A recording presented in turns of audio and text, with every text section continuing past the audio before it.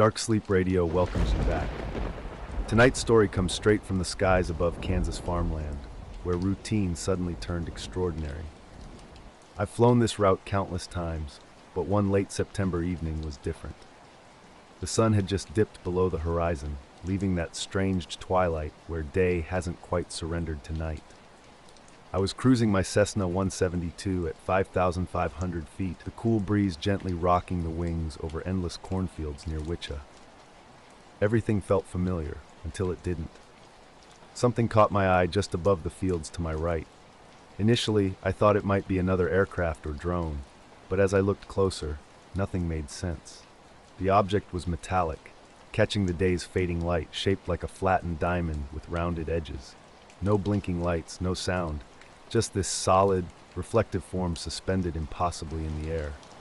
I rationalized it as some experimental military technology. These days, they're testing all sorts of strange equipment.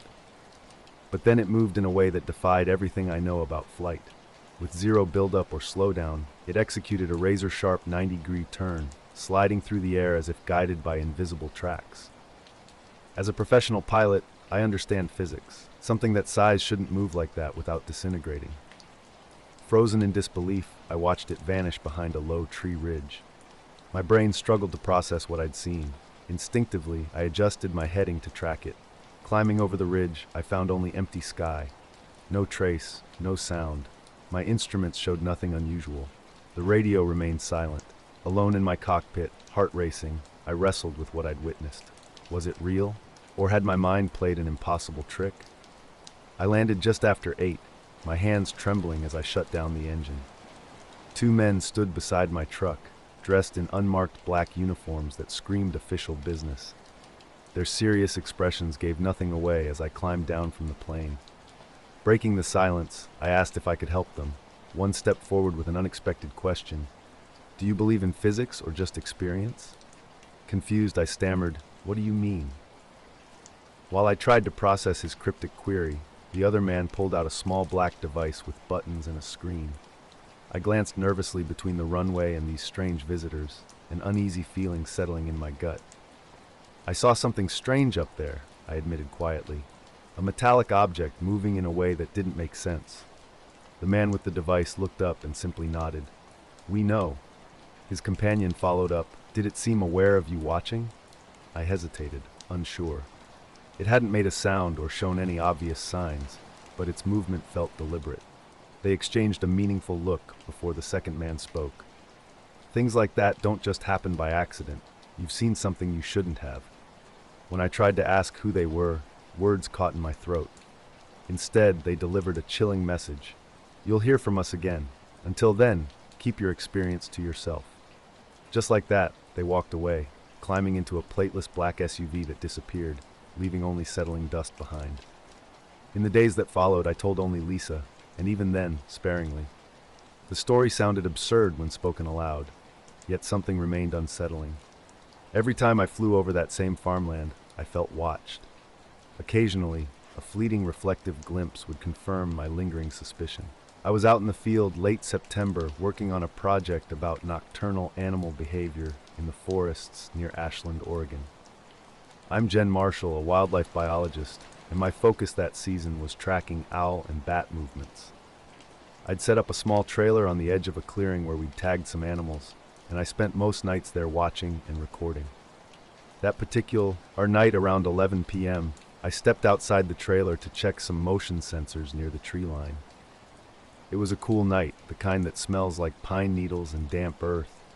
The air was still, no wind, no rustling in the leaves except the usual night sounds. As I scanned the treetops with a flashlight, I noticed something odd.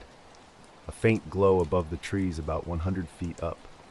At first I thought it was a drone or a small helicopter, but there was no sound, not a buzz, no rotor noise, nothing, just this quiet, steady light. It wasn't moving like a drone would either. It hovered in place just over the trees.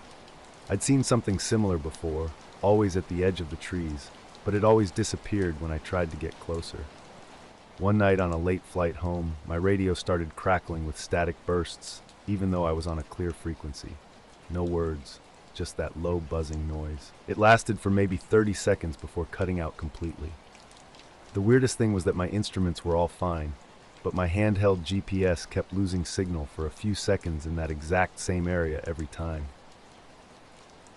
I checked the plane over and over. No signs of damage or interference. Lisa started noticing it too. She said that when I came home from flying, I looked tense, like I was carrying something invisible. I don't think I was imagining any of it. A couple weeks later, I ran into Mr. Jenkins, an old pilot who used to fly crop dusters in the area.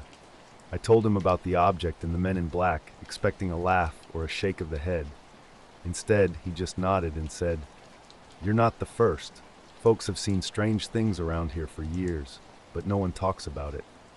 That made me feel a little better, like I wasn't losing it. I kept flying, but I stayed away from that airspace as much as possible. The men never contacted me again. He and I didn't see them anywhere. But sometimes when I'm up there alone and the sun is setting just right, I catch that same gleam, that impossible turn in the corner of my eye, and I wonder what they're really watching and if they're still watching me. The forest was quiet, draped in a pale white light with a bluish tint filtering through the canopy. Something about the scene felt wrong. I'd spent years around wildlife and low-flying planes, and the absolute silence was unsettling. My instincts told me this wasn't normal. I tried taking a picture with my phone, but the camera struggled. The light seemed to blur and interfere with the sensor, making clear shots impossible. Just as quickly as it appeared, the light vanished, one moment present, the next completely gone. When I checked my motion sensors and cameras, everything looked completely ordinary. The forest seemed unchanged, with owl calls and bat movements proceeding exactly as they always had. For the next few nights, I watched and waited, but nothing unusual occurred. Then about a week later, 2 unexpected visitors arrived at my research trailer just after dusk. A knock at the door surprised me mid-sample cataloging. When I opened it, 2 men stood before me, dressed in dark suits and black coats. They weren't typical official representatives. No badges or standard uniforms. Instead, they wore laminated ID cards on chains. They introduced themselves as Agents Blake and Crane, claiming to be from a federal wildlife compliance office I'd never heard of. Their questioning was direct. They wanted to know about local animal migrations and any recent anomalies. I chose my words carefully, responding that nothing out of the ordinary had happened. The owls and bats were behaving normally. Agent Crane's slow nod suggested skepticism.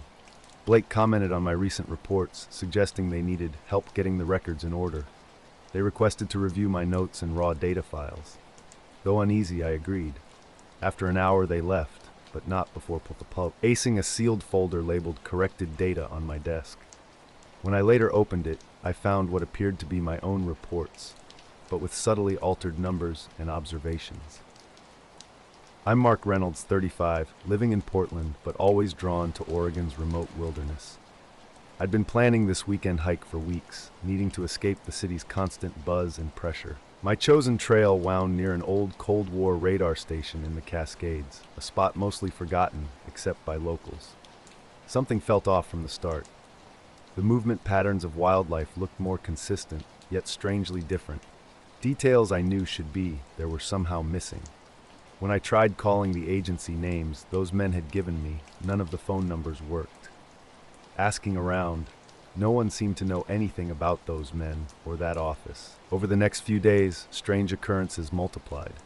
The animals I'd been tracking started behaving oddly. One morning, I discovered a dozen bird carcasses under a roost, all dead with no visible injuries. The bats vanished completely. I attempted to report these findings, but the local wildlife center claimed no similar reports existed. Night walks near the tree line became unsettling. Shadows would move just beyond my vision, never quite revealing themselves. I couldn't distinguish whether these were animals or something else entirely. One night, a low hum like a distant engine filled the air, but the sky remained clear. No planes, no helicopters. My technology began malfunctioning. Phone calls dissolved into static. Camera interference became constant. My laptop suddenly died, completely bricking itself the day after those mysterious men appeared. Whenever I felt close to understanding something important, interference would strike. Data would disappear. Notes would vanish from files. Though the men never returned, traces of their presence lingered. I'd hear whispers about a wildlife research compliance check that seemed to exist only in fragments. Eventually, I moved my trailer a few miles away and suspended my fieldwork. The forest felt fundamentally altered after that night with the strange light. Something had shifted, though I couldn't articulate exactly what. Now, I occasionally return, gazing up at the trees, not expecting anything remarkable. Just normal night sounds. An occasional owl. No dramatic flash or boom. No obvious craft or beings. Just a quiet light. Two men who didn't quite belong. And a forest that no longer behaves as it once did. Late October had brought cold, damp weather to the mountain trail. I was one of the few hikers in the area, setting up camp just past the tree line near an old radar installation site. Only remnants remained, a few concrete foundation slabs and rusted antenna pieces jutting up from the ground where equipment once stood. Around 7 p.m., a strange sound began. It wasn't like any engine or animal noise I recognized. This deep, constant hum seemed to vibrate through both ground and air simultaneously. Curious, I grabbed my flashlight and moved toward the tree line's edge. That's when I saw them. Small, pale bluish orbs moving slowly beneath the trees. They flickered faintly, gliding quietly through the shadows. These weren't normal lights like flashlights or lanterns. Squinting into the dense forest, I couldn't determine their number or source. They didn't resemble any people or animals I knew. I quietly retreated to my camp, phone ready but avoiding any noise. I tried rationalizing the experience, perhaps some experimental drone or research team. Yet there was only that unchanging, low hum. Sleep came uneasily that night, with multiple wakeful moments checking the sounds. The next day's hike revealed nothing unusual. The forest remained quiet, with only typical leaf rustles and distant bird calls.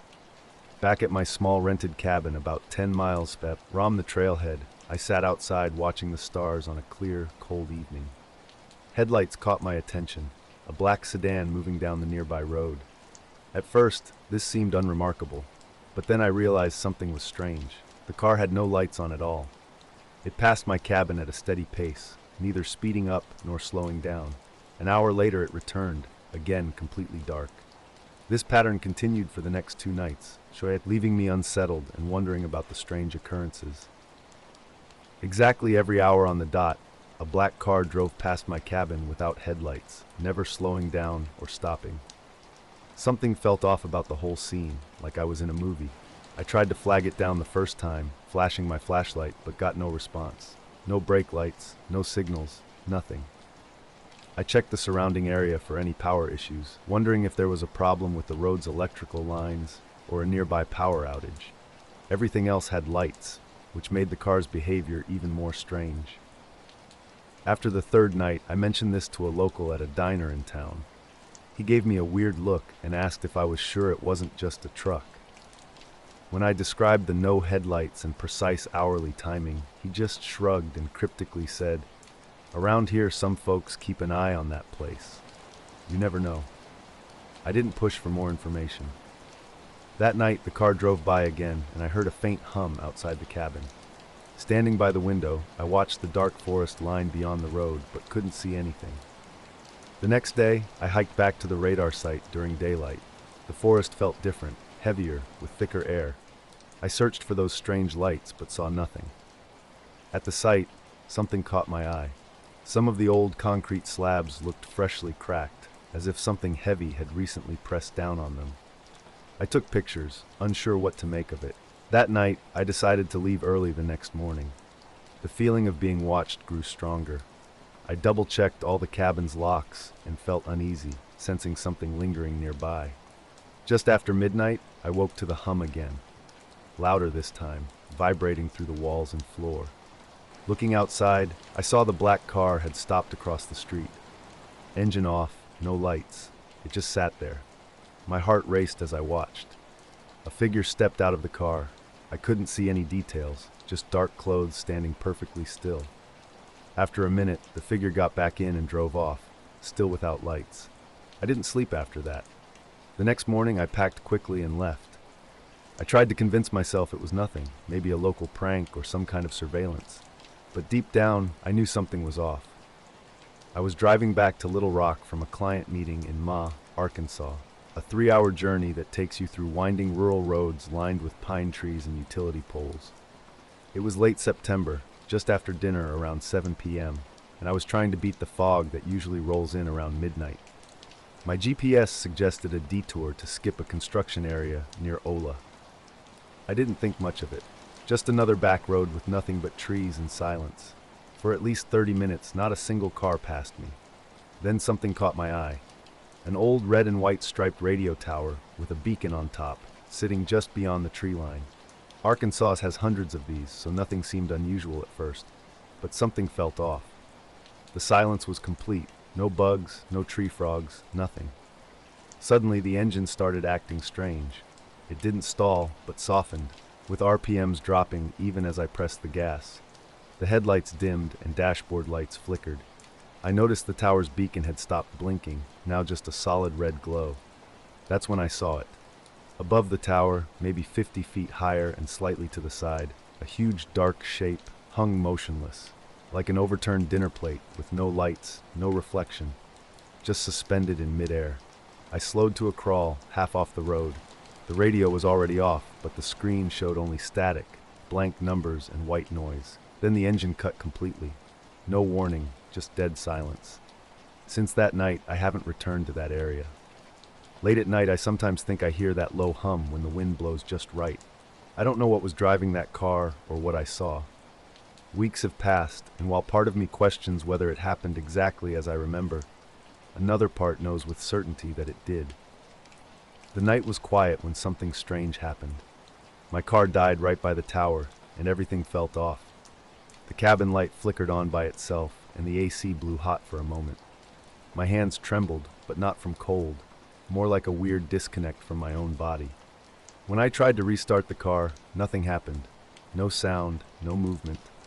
Looking back at the tower, I saw something hovering against the dark sky. It was wider than the tower's platform, maybe half as tall, but I couldn't make out any details. The silence was unnerving, something that close should have made some noise. Then it moved. Not a wobble or a tilt, but a smooth, controlled slide. First sideways about 20 feet, then down behind the trees. It was like gravity didn't matter. Once it vanished, the tower's red beacon blinked once. Suddenly, the radio crackled back to life mid-song, and the headlights brightened. The engine started immediately when I turned the key. I didn't wait around. I sped off, fishtailing on the shoulder before hitting the main road. My hands kept shaking until I reached Darnell. At home by 12:30 a.m., I told no one. Not my boss, roommate, or parents. I didn't even write it down. I convinced myself it was just exhaustion or a car malfunction, a trick of light and fatigue. The next morning, while clearing pine needles from the windshield, a black sedan pulled up across the street. No police markings, just a regular Crown Victoria with tinted windows. A man in a suit, around mid-50s, walked up my driveway with the confidence of someone who expects to be welcomed. He stopped 6 feet away and smiled. I nodded automatically. Without introduction, he pulled out a folded paper. "I'm here to follow up on your vehicle malfunction," he said. "Last night, approximately 9:42 p.m., Highway 314 near the FM tower west of Hollis." My stomach dropped. I froze, unable to respond. He unfolded the paper, holding out a waiver with "Vehicle Malfunction Liability Release" printed in capital letters. I'd been going to Devil's Spine near Bodega Bay since late March, parking up around 4:45 a.m. to beat the crowds. It's a stretch of cliff where waves break clean before the wind picks up. Locals know about it, but it's remote enough that you don't run into many people, especially that early. My name's Evan, I'm 31, and I work part-time at a hardware store in Santa Rosa. Surfing's been the only thing I really care about since moving here from inland. It calms my brain. That morning was dead quiet and cold despite the forecast calling for 60s. The air smelled weird. Not rotten, but weirdly metallic. The tide was coming in slower than usual, with foam barely reaching the usual rock markers. I slipped into my wetsuit, grabbed my board, and started down the steep, narrow trail. Normally, I'd stop halfway down to stretch and check the swells. This time, I didn't even make it that far. Just after clearing the scrub line, I looked up and noticed the stars were gone. At first, I thought it was fog. Then a man appeared. He had a paper he wanted me to sign. There was a short paragraph in legal-sounding language, acknowledging no damage was sustained and confirming I hadn't filed a formal complaint. My name was already printed next to a blank line. How did you? I started. He just smiled, flat and emotionless. He tapped the paper, seeming to urge me to sign. I didn't. He held it there for a few seconds, then folded it back up and returned it to his coat. He nodded as if we'd finished a conversation, said, "Thank you for your time," and walked back to his car. No license plate, or if there was one, it didn't have numbers I recognized. I looked for tire marks later. Nothing. No sign he'd even been there. The car has been fine ever since. No lights, no trouble starting. Radio works. I still drive that route for work sometimes. I've never seen the tower blink wrong again. Never seen that shape. But I never take the detour anymore. The beach was eerily silent when I noticed something strange happening in the sky. Above the water, stretching from about 30 degrees off the horizon to directly overhead, was a blank expanse. No stars, nothing. Yet behind me, toward land, the sky remained clear with Orion and the Pleiades perfectly visible. I crouched near a twisted pine, board resting against my knees, trying to make sense of what I was seeing. It wasn't dark exactly, just wrong, like someone had cut a chunk out of the sky. My first thought was maybe smoke from an unseen fire, but something felt off. The usual sounds were gone. No gulls, no tide against the rocks, no wind in the grass. Instead, a weird pressure filled my ears, similar to a rapid plane descent. The water had transformed into a perfect glass surface. No swells, no movement. In 3 years of surfing this beach, I'd never seen anything like it, not even during red tides. An unexplainable urge to move away from the water's edge overcame me. No sound, no movement triggered this feeling, just a weight on my chest pushing me to leave. I stood quickly, nearly dropping my board, and hurried back to my van, a silver 6 Dodge with sandy carpet and a busted sliding door, bought specifically for early morning surf trips. When I reached the top of the hill, everything looked normal. No lights, no people. Still unsettled, I planned to call my buddy Darren about the strange occurrence. I yanked open the driver's door and climbed in. That's when I saw him. A man sitting silently in the back seat. He faced forward, hands flat on his knees, wearing a black suit and shirt. His skin was pale as paper, with no discernible hair, glasses, or jewelry. Not young, not old, impossible to place. Frozen, I stared at him in the rearview mirror, breathing hard. How did he get here? The van was empty moments ago. Then he spoke, his voice cutting through my shock. "Does the ocean ever show you things?" I was driving home from my sister's place in Carson City, heading back to Bishop, California. It was late, maybe 11:45 p.m., on a Tuesday in March. Cold but dry, clear sky, no moon that I remember. I took the long way, US 395 south, since it's easier on the car than cutting through the hills, and I like driving at night anyway. Less traffic, no heat, and I can listen to whatever I want without thinking about time. The road was quiet, just long open stretches between black hills and desert scrub. I was maybe 20 miles north of Bridgeport, alone on the highway, headlights stretching out into nothing when I saw the light. At first, I thought it was a flare, or maybe a low plane. Just this soft yellowish glow, maybe the size of a bus from my angle, drifting slowly above the ridge line to the west. Suddenly, he was there. His voice was flat, not robotic but hollow, like there was nothing behind it. I couldn't respond. My mouth wouldn't work. He turned his head just slightly toward me. Not all the way, just enough to let me know he was looking. "You're here often," he said. "You stay long enough, it shows you more." I managed to open my mouth finally, and all I said was, "What?" He didn't say anything else. Just turned his head back forward, arred and sat there. I couldn't bring myself to move. My keys were still in my hand. My board was wedged against the passenger seat. Every muscle in my legs was locked. I turned to face him directly. The moment my eyes left the mirror, he was gone. Just gone. No sound, no door opening, no shifting weight. The seat was empty. I flung the door open and scrambled out of the van, looked under it, around it. Nothing. The gravel wasn't disturbed. The grass around the lot hadn't been touched. It was like he blinked out of existence. I sat on the hood for 10, maybe 15 minutes, trying not to panic. I wasn't tired. I hadn't been drinking. I hadn't hit my head or taken anything weird. Everything had felt real, too. Eventually, I climbed back in and checked the rear view and emptied just my crusty towel and a bag of fins. I drove home with the radio off. I didn't go back out there for 2 weeks. When I finally did, the beach looked normal. The water was choppy again. Birds were back, but the trail smelled faintly like copper, and I swear the waves broke about 10 feet further out than they used to. I haven't surfed there since June.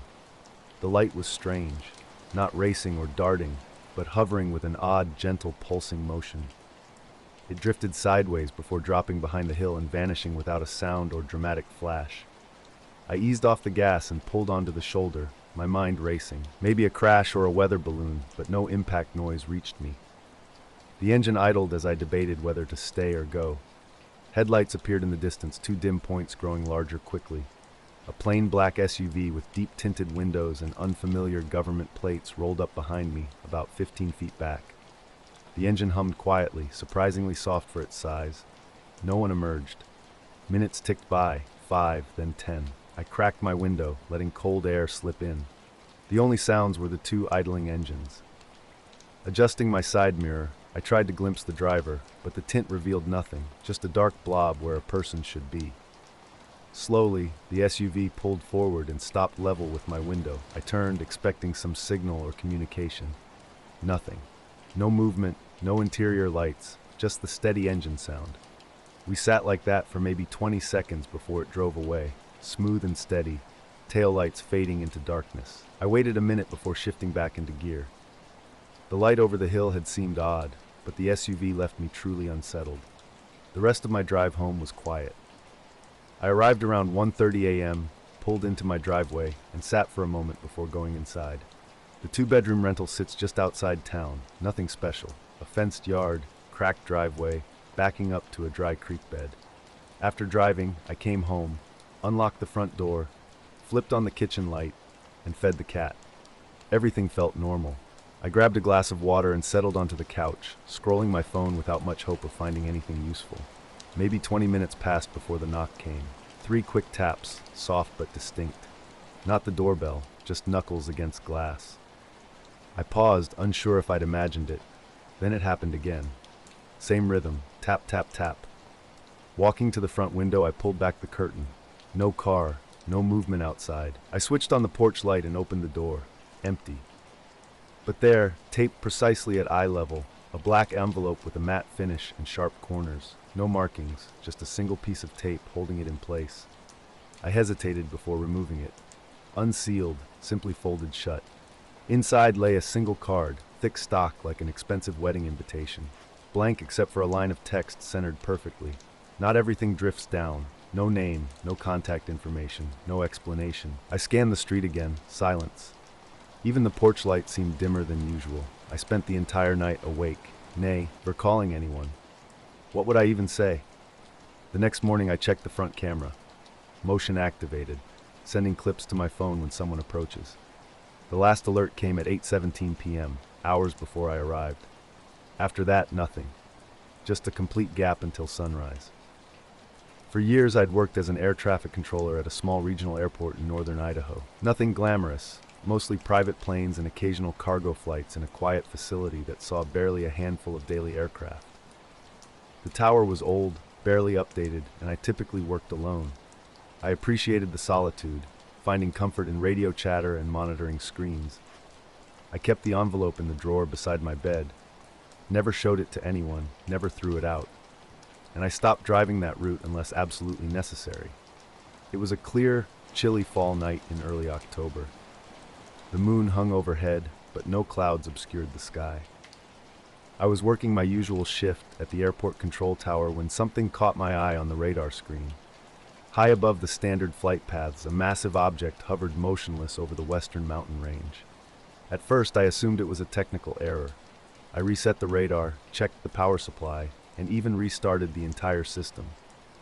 The dot remained exactly where it was. I double-checked everything, the flight schedule, transponder list, and even called the FAA regional office. No flights were reported. No military exercises, helicopters, or drones explained the anomaly. The unidentified contact was enormous compared to normal aircraft blips. It made no radio communication, no transponder signal, just sat there silently. Following protocol, I logged the stationary radar contact and sent the report up the chain of command, hoping someone would investigate. Around 11 p.m., the power flickered briefly, but the system stayed operational. Before midnight, the mysterious contact vanished without a trace. The next day seemed ordinary until I spoke with my supervisor. She sounded distracted and questioned the details of my report, insisting the radar data showed nothing unusual. That afternoon, an unexpected phone call came from an unfamiliar source. Someone claiming to be from a federal aviation agency mentioned a routine check was imminent.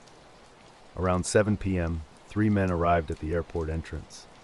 They were identically dressed in black coats and button-up shirts, appearing to be in their late 40s or early 50s with short, graying hair. Their demeanor was strange, faces neutral, almost rehearsed. They displayed badges I'd never seen before, which looked official but didn't correspond to any known federal or state agencies. When I asked about their specific agency, they offered only vague explanations about special aviation oversight.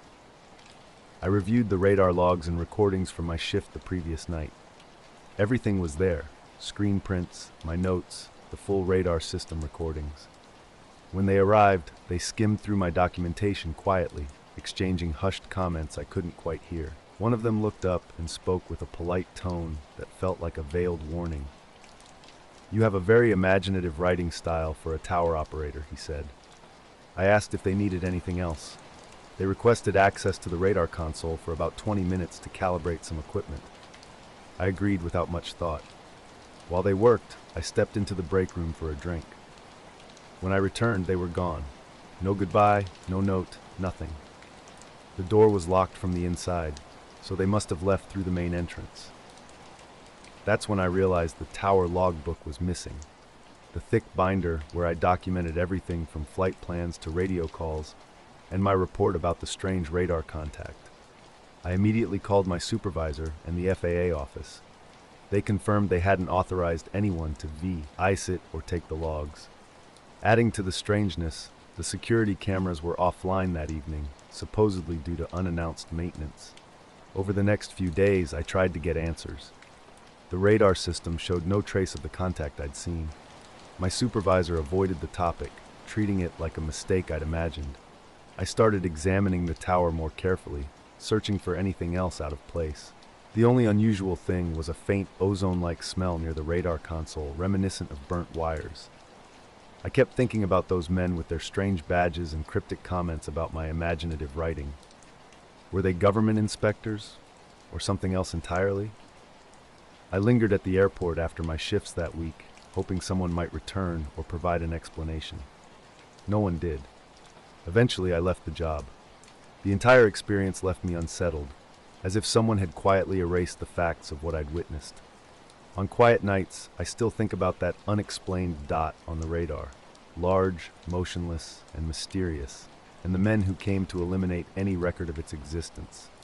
I can't explain what I saw, but I know it wasn't my imagination. For 5 years, I've been with the National Weather Service, mostly handling remote monitoring and radar operations from small, isolated outposts. My name is Jordan Mills, and on this particular night in late April, I was working the overnight shift at a weather station perched on a ridge about 10 miles east of the Strado Mountains. The job is typically routine, checking precipitation, wind patterns, and other meteorological data.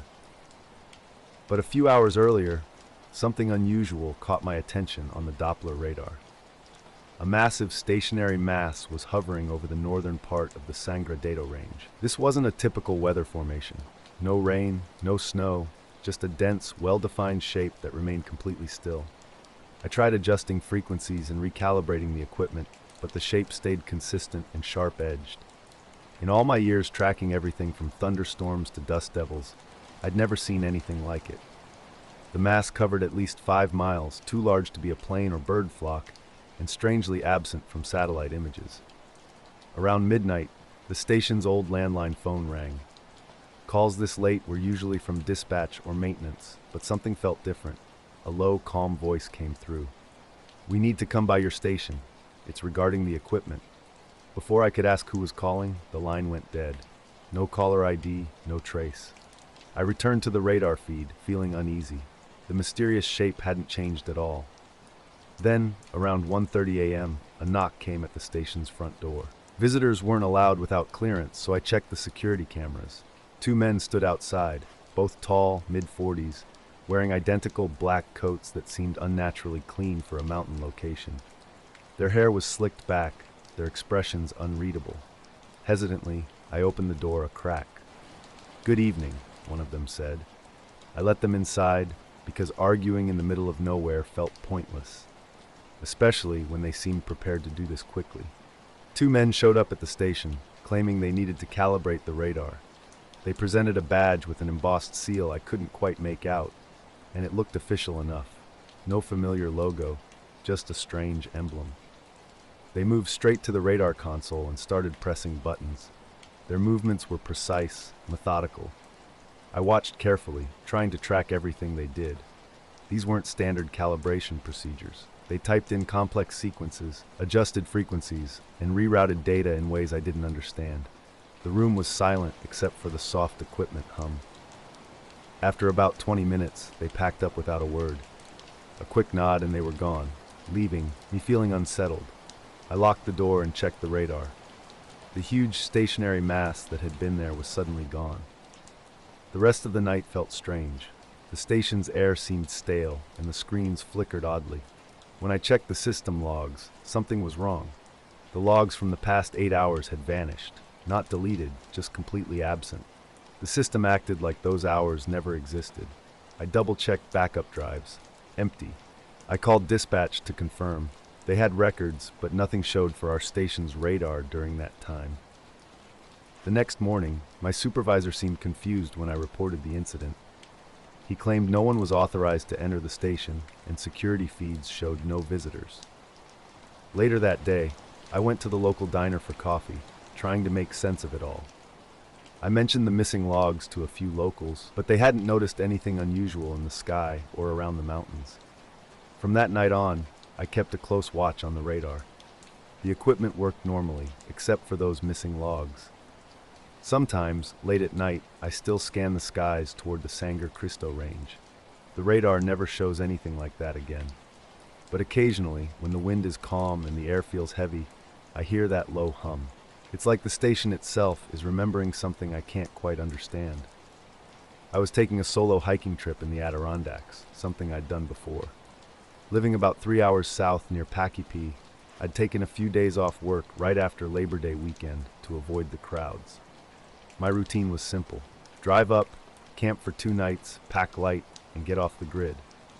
At 6:30 a.m., I parked at a trailhead near Indian Lake.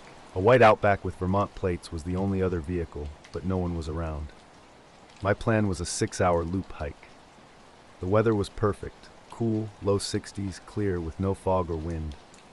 The first few hours were typical. Deer wandered nearby, woodpeckers echoed through the forest.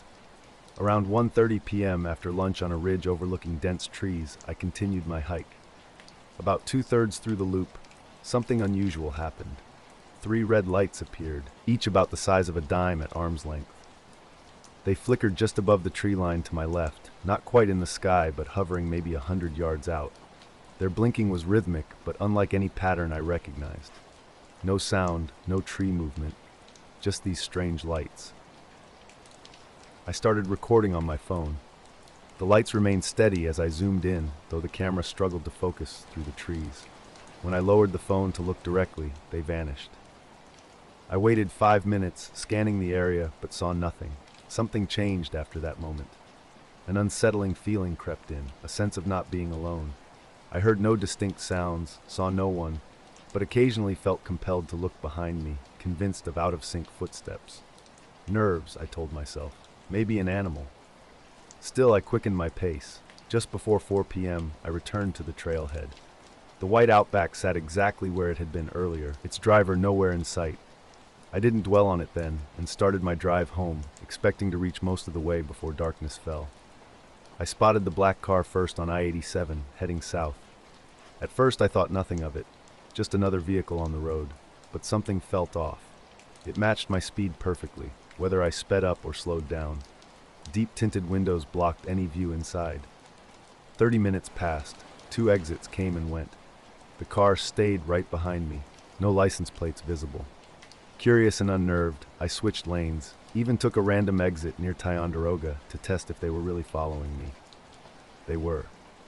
The sky darkened as I pulled into a small roadside rest stop, just a trash can and a picnic table. I killed the engine and watched in my mirror. The black car parked a few spots away, no movement. Minutes ticked by, 5, then 10. My heart raced. Eventually, I started driving again. So did they. Another hour passed. Near Albany, I needed gas. I exited at a Sunoco station around Kinderhook. Full darkness had fallen. The black car pulled into the far end of the lot while I filled up. Inside the station, I paid cash, keeping an eye on the car through the windows. When I returned, they were parked right next to me. The driver's side window down, revealing a man in his late 40s, clean-shaven, black ball cap, zip-up hoodie.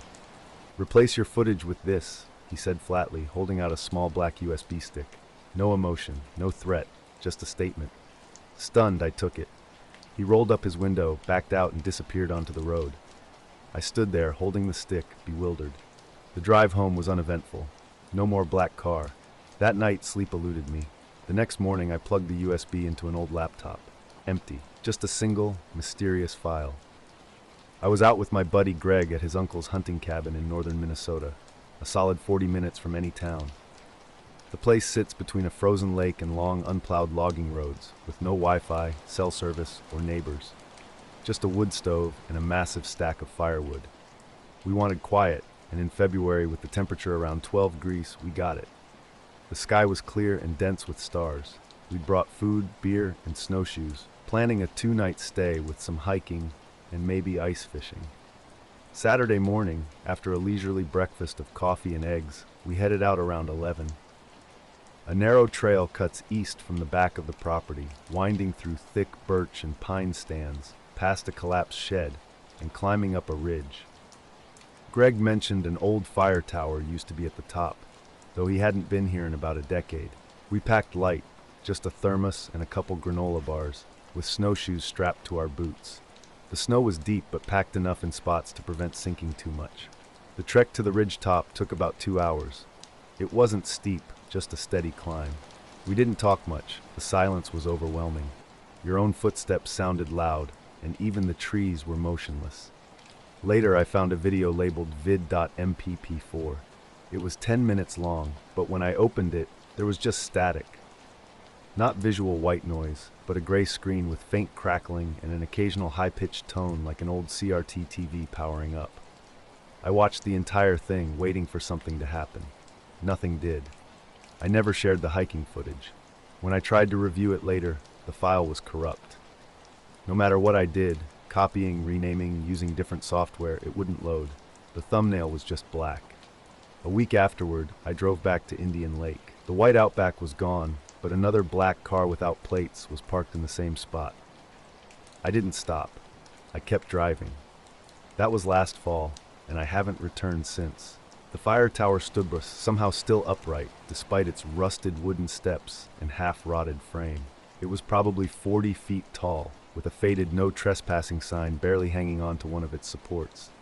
We didn't climb it, just paused to catch our breath while crows drifted overhead. The winter afternoon had that distinctive bluish glow, the sun already low even though it was barely 3:30. Greg tapped my arm and pointed past the western tree line just beyond the tower. Floating about 30 or 40 feet off the ground was a light, not a plane or drone, but a soft white orb about the size of a basketball. It was eerily motionless, no blinking, no movement, just hanging perfectly still. The silence was unnerving. I tried to rationalize it as sunlight on ice, but it was too high and too far away. Greg whispered, "That's not right," and I knew he felt it too. My phone showed no signal, and when I had to take a picture, the screen went crazy with static. Looking up, I saw the orb had shifted slightly. Not quickly, just a few feet higher and to the right. Still absolutely silent. Then, without warning, it simply blinked out. Not like it flew away, but just vanished. We didn't say a word, but our pace quickened. The woods felt wrong, like something was watching us, matching our steps just out of sight. Something intangible, but definitely present. When we finally reached the cabin, dusk had fallen. We didn't even remove our boots, just sat in silence before pouring whiskey. Later that night, after a few drinks, we dissected what we'd seen. Was it a drone, a flare, some weird weather phenomenon? Nothing made sense. Its movement was too smooth, too deliberate. It didn't flicker like fire, and the absolute silence was what haunted us most. That night was restless. Every time sleep started to come, the sound of crunching snow seemed to echo outside. I'd sit up, listen, and hear nothing. Greg was already tossing around, so I didn't wake him. The next morning, we decided to head into town to calm our nerves. There's a small store about 30 minutes away that sells an odd mix of jerky, propane, and local crafts. We grabbed some snacks, filled up the truck's tank, and tried to talk about ordinary things. Returning to the cabin, we discovered something strange. Greg's truck sat exactly where we'd left it, but now a man occupied the passenger seat. He looked like he'd been waiting for us, dressed in a black suit and coat, pale-skinned, clean-shaven, around mid-50s. He seemed like a lawyer or banker, completely out of place in our remote setting. We froze, staring. He stepped out slowly, smiling in an unsettling way. Not fake, but like someone mechanically copying a smile's basic structure. "That wasn't meant for you," he said, his voice soft and clear, somehow resonating directly in our minds despite standing 6 feet away. When Greg asked who he was, the man just kept smiling. Then he walked into the woods, wearing no coat, gloves, or hat, moving straight into the trees as if the cold meant nothing. We remained motionless, watching him disappear. Moments later, Greg checked the truck. Everything looked untouched, but the interior was warm, as if the heat had been running, though the keys never left Greg's pocket. We spent one more night in tense silence, doors locked, blinds closed. I didn't even remove my boots. We left early the next morning and haven't returned since. Greg's uncle keeps saying we're welcome anytime, but we always find excuses. I've rarely spoken about what happened. Who would believe a story about a man in a suit walking into snowy woods like it was nothing, somehow entering a locked truck? The whole experience remains unexplained. A floating light, a mysterious stranger. How could I possibly describe something so bizarre? The road stretched out endlessly before me, a ribbon of asphalt cutting through vast corn and soy fields. Mailboxes dotted the occasional gravel drive, but no other signs of life were visible. My gas station coffee was nearly finished when the radio started acting strange. It wasn't static, just sudden drops into silence, cutting out mid-sentence before popping back. At first, I thought it was just the radio station, but switching channels revealed the same pattern. Then my headlights began to dim, dropping to about half brightness for a few seconds before returning to normal. Something made me slow down. Off to the left, about a quarter-mile ahead, something hung in the air. Not a plane. Not moving. Just suspended above a cut field near an old, half-collapsed barn with a rusted roof, a landmark I'd passed countless times before. This was different. The object was low, maybe 50 feet up or less. Massive. At first, it looked like a black void blocking out the stars. No sound, no lights. Just a shape that didn't quite register immediately. As I got closer, details emerged. A triangle. A long, flat wedge with soft, rounded corners that stretched almost across the entire field. It wasn't completely stationary. Instead, it drifted with an intentional smooth movement, like a blimp, but more controlled. 3 small red lights marked its underside, not blinking or glowing, just present like standby indicator lights on electronics. I pulled over and rolled down my window, expecting some sound. But there was nothing. Complete silence. No crickets, no wind, not even the sound of my own engine. The air itself seemed to have stopped moving. I watched for 2 or 3 minutes, completely aware of my total isolation. I didn't reach for my phone, wasn't scared, but hyper-aware of the moment. Then, as slowly and deliberately as it had appeared, the object began to rise. Straight up, level, no tilting, no rotation. It ascended until it vanished against the night sky, those red dots unchanged. No flash, no dramatic departure, just a gradual fade upward until it was gone. I live in a newer subdivision outside Westport, tucked away on a quiet cul-de-sac. That morning started like any other, with the garbage truck rumbling by and waking my dog. I got up, fed her, and made coffee. Then I noticed the car. It was a black sedan, government-looking with tinted windows and no plates. 2 men in dark suits stood nearby, one by the front step, the other by the vehicle. No badges, no obvious identification. When I cracked the door open, the man closest to the house gave a small, polite smile and said they had a few quick questions.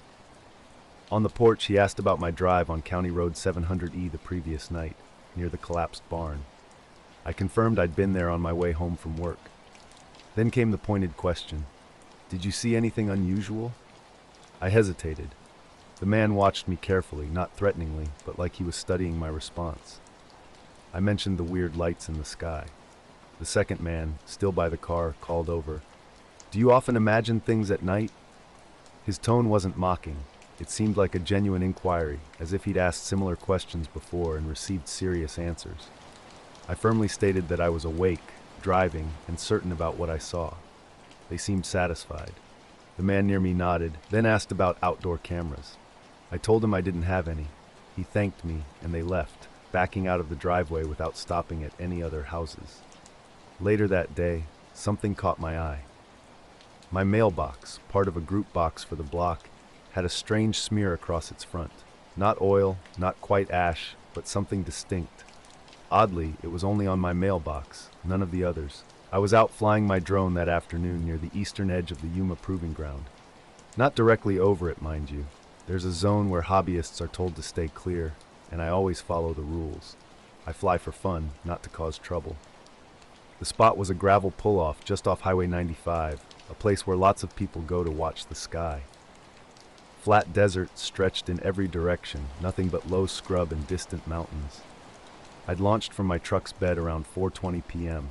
The weather was hot, dry, cloudless, perfect visibility. My drone's a DJI Mavic 3, the Pro model with the better camera.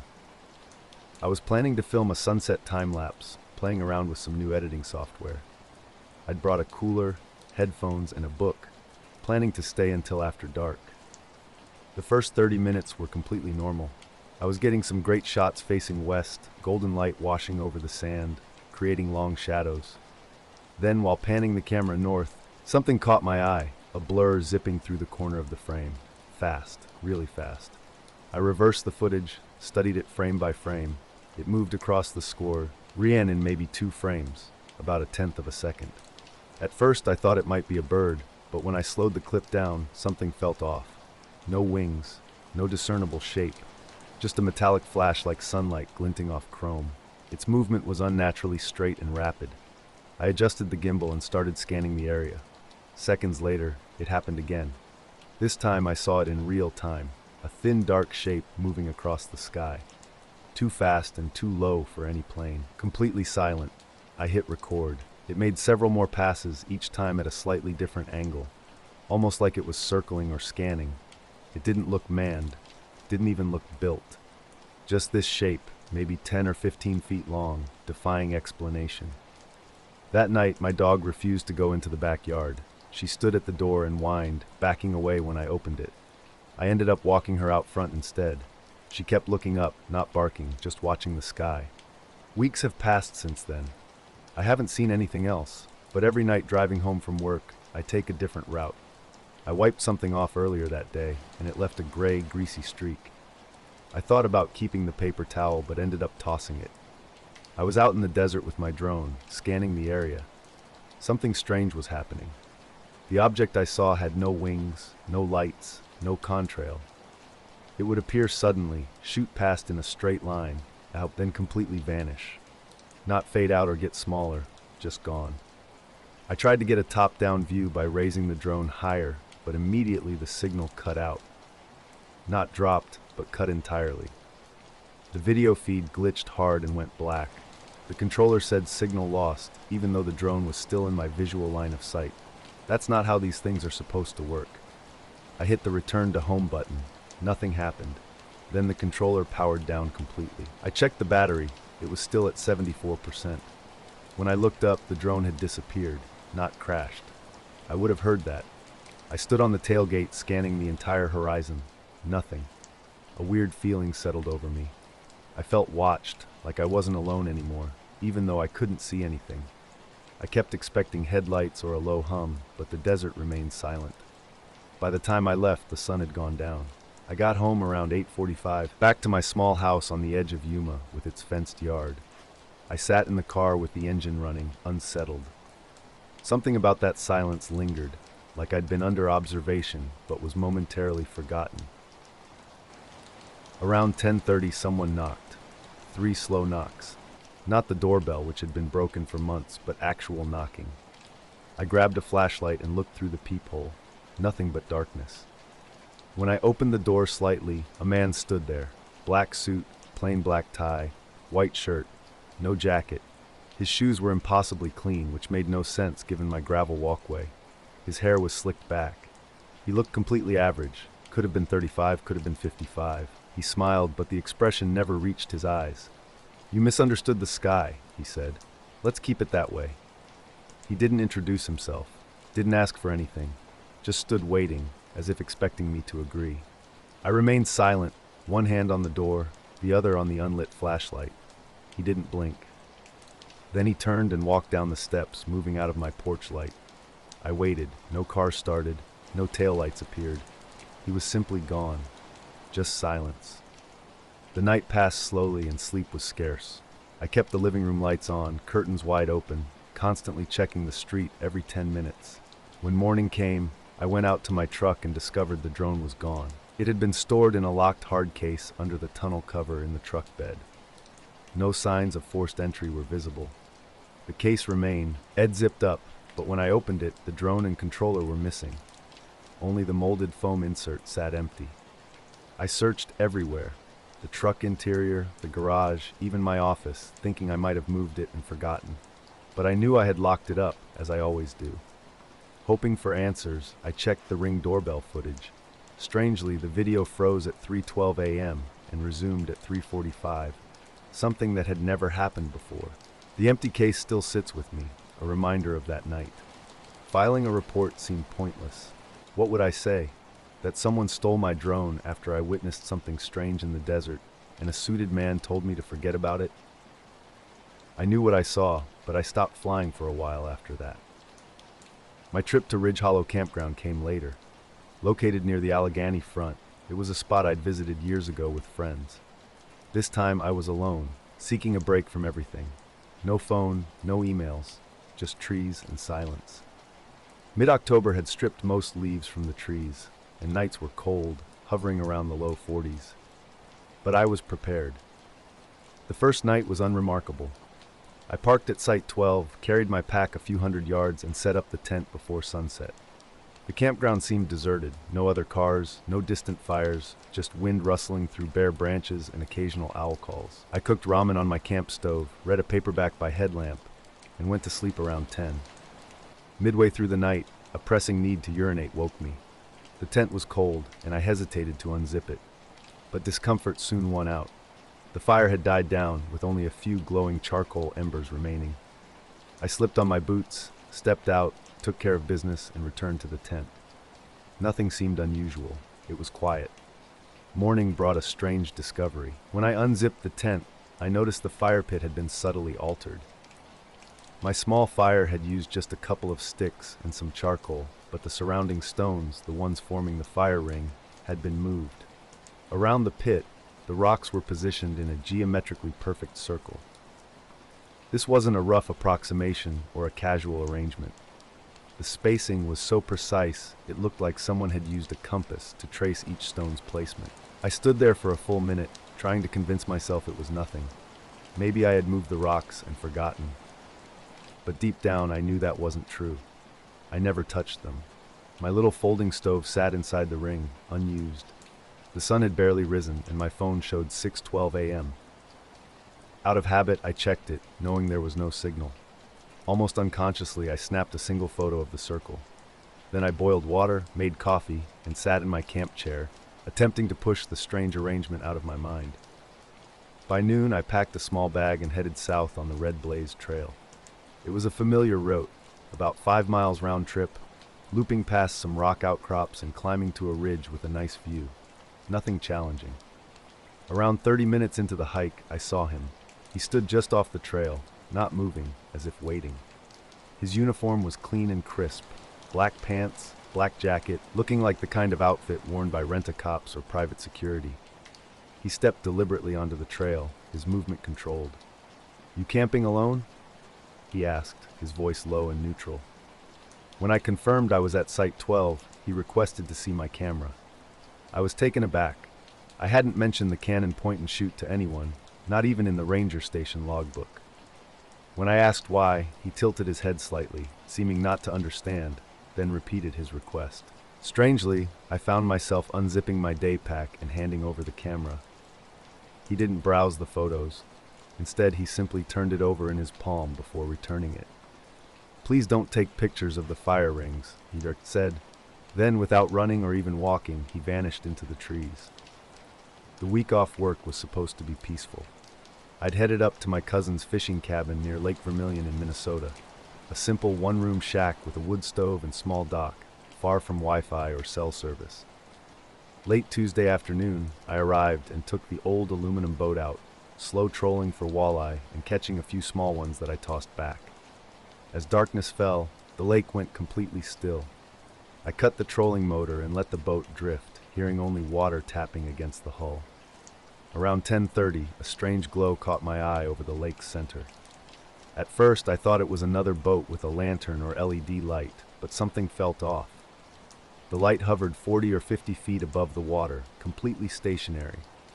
A round, pulsing white light with no beam, no flicker, no sound, just a slow, rhythmic dimming and brightening.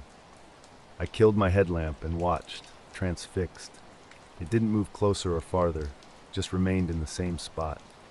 I kept checking my watch, feeling like time was slipping away. At 10:41, I noticed the light had abruptly changed from white to a pale orange, not gradually, but instantly. Then something moved at the edge of my vision.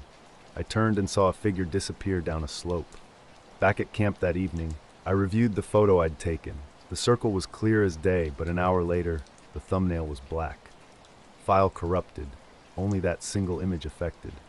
Sleep didn't come easily.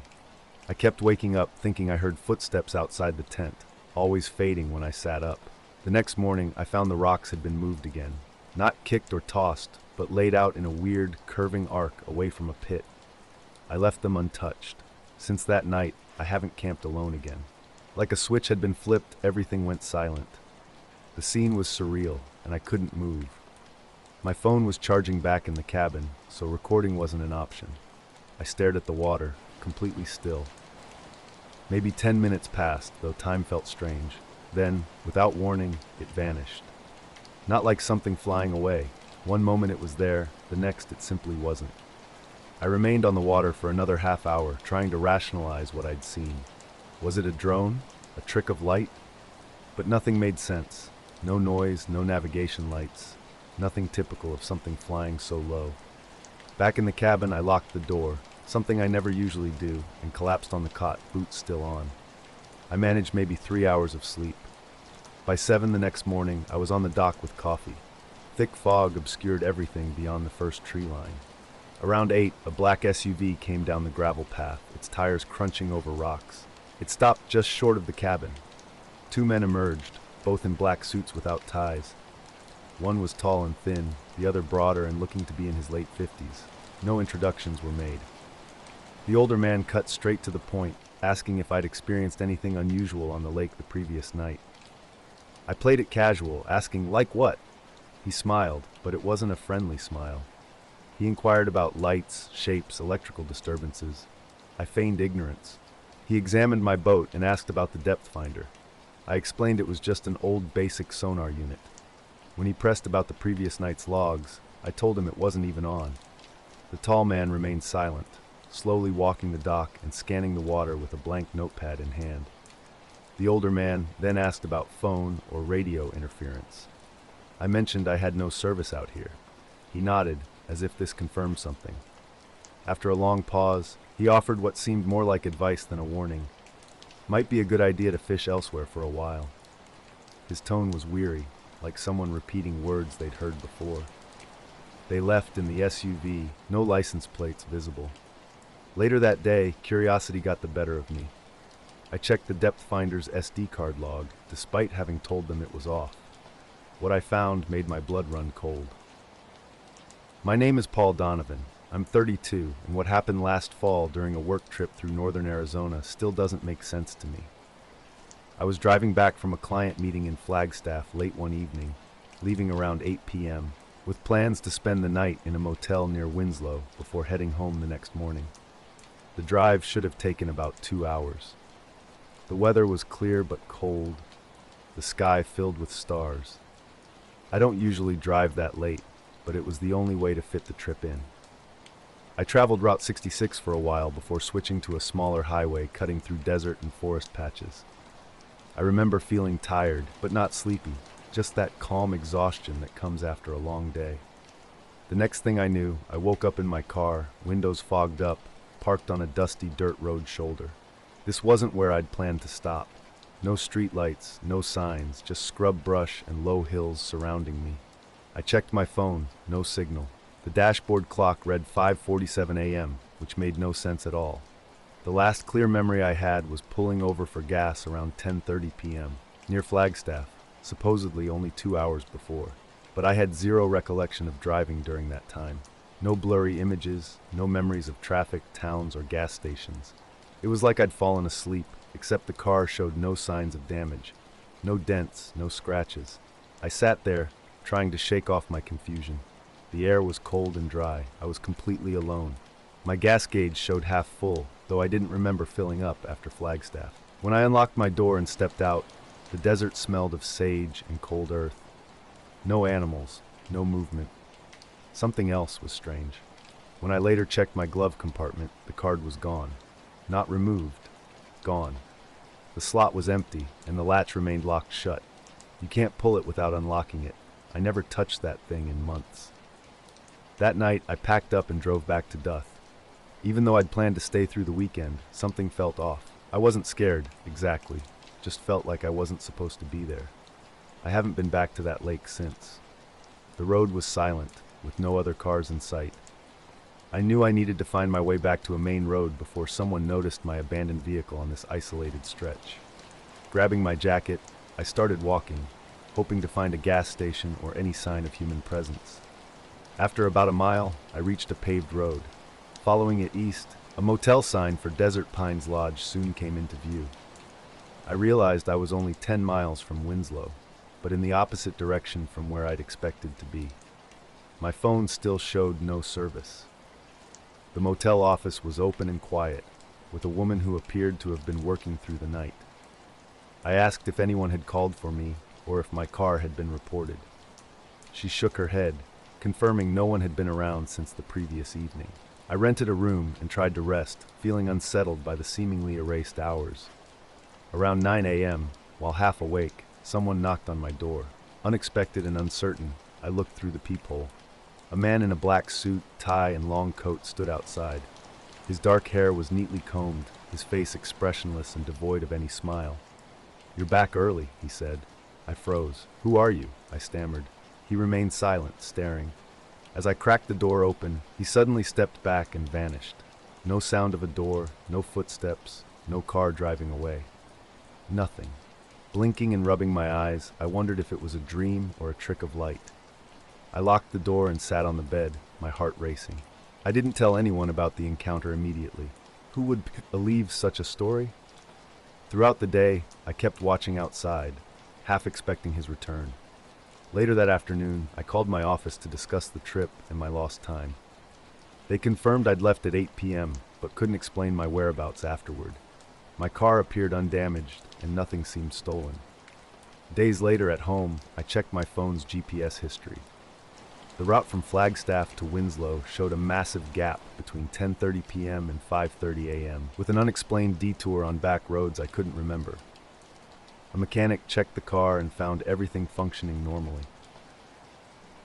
Late September, just past 10 p.m., I was out in my backyard near the edge of my property where the trees thin out.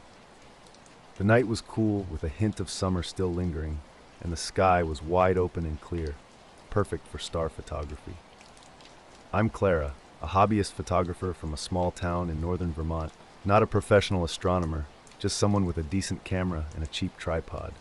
I'd been taking pictures for about an hour, capturing the usual constellations like the Big Dipper and Cassiopeia. That's when I noticed something unusual in the eastern sky. One star was different, blinking in a way that didn't resemble a plane or satellite.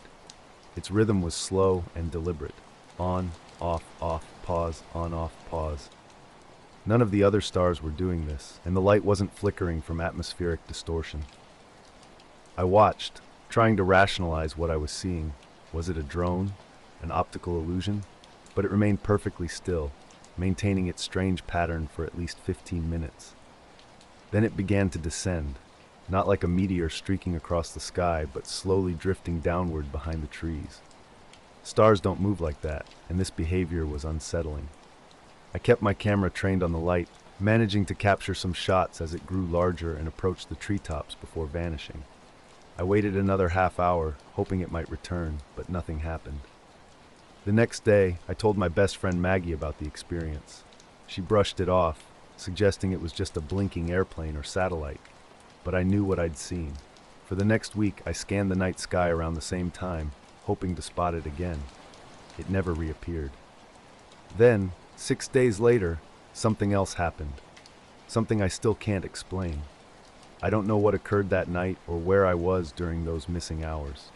And the man in black, he haunts me. Now, whenever I'm driving late on quiet back roads, I can't help looking over my shoulder, wondering. I was in the library's small reading nook, surrounded by a stack of astronomy books. The space was hushed, almost thick with silence, where even dust seemed to settle softly. While flipping through a constellation guide, a guy suddenly appeared across from me. He was calm, composed, dressed in a black jacket and jeans, looking like a normal, clean-cut man in his late 30s. Without breaking eye contact, he asked, "Are you still watching the sky?" Startled, I simply nodded. His smile was brief and calculated, more like a confirmation than a friendly gesture. "You should be careful what you look for," he warned. "Some things aren't meant to be found." Before I could question him, he stood up, placed a small card on the table, and walked away. The card bore a name, a cross, and an unfamiliar phone number with no organizational affiliation. Something held me back from calling. Instead, I pocketed the card and left. That night, I returned to my backyard, scanning the sky for the mysterious blinking star. But only regular, motionless stars greeted me. Strange occurrences began emerging over the next few days. My phone lost signal unexpectedly, even at home. My camera's battery drained suspiciously fast, and an persistent feeling of being watched haunted me. Not paranoia, but a quiet, constant awareness. Elking home from the grocery store one evening, I noticed a car passing me twice. It was unremarkable, except for its missing license plate and darkly tinted windows. On the second pass, the driver glanced directly at me. I quickened my pace and hurried inside. I shared these experiences with Maggie, the library encounter, the blinking star, the mysterious car. She suggested reporting to the police, but I knew how crazy it would sound. A guy in a black jacket making cryptic comments and a blinking light behind trees. It seemed absurd. I was out in the middle of nowhere, chasing another story about rural mysteries. I'm Sarah Donovan, a journalist who specializes in local oddities that usually get forgotten or dismissed. This case started like countless others. A farmer's call about weird crop damage in a field just outside La Mesa, Texas. The day was a typical early summer afternoon. Bright sky, wispy clouds, and the air thick with the scent of dry grass and dust. I drove my old beat-up pickup down a dirt road until I reached the field's edge. At first glance, the corn looked healthy, but one patch stood out dramatically, about 50 feet wide, with stalks flattened and bent in unnatural directions. This wasn't typical wind or rain damage. It looked deliberate, almost like someone had methodically pushed the plants down in a specific pattern. I spent hours photographing everything, capturing close-ups of the stalks and ground. The soil was hard and cracked in places, and a faint metallic smell hung in the air.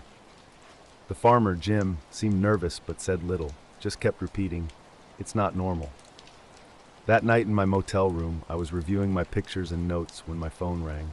It was one of those strange calls with a visible number but no voice, just static and faint clicking sounds. Later, reflecting on another night weeks before, I remembered leaving my back door slightly open during a warm evening. I'd been editing photos when a low, smooth humming noise caught my attention. It lasted about 20 seconds before fading away. When I stepped outside and looked up, the sky appeared empty. No blinking lights, no unusual shapes. The next morning, my camera had vanished from the kitchen table. The back door was closed, the lock seemingly untouched. I never found the camera. Since then, I've avoided going outside at night.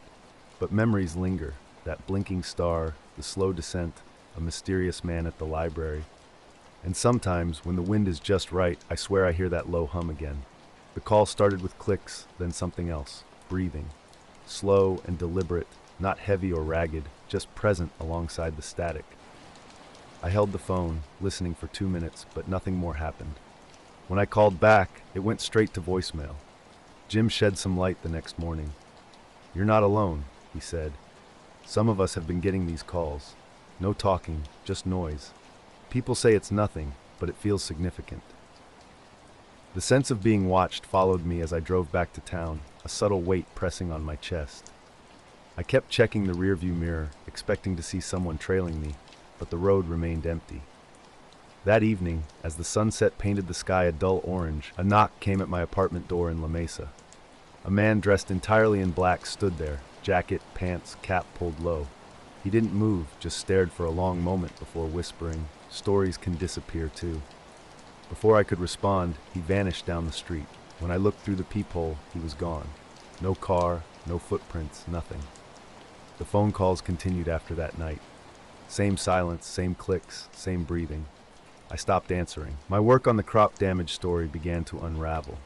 Notes seemed to change subtly. Details I was certain I'd written looked different. Photos developed strange shadows and shapes I didn't recall.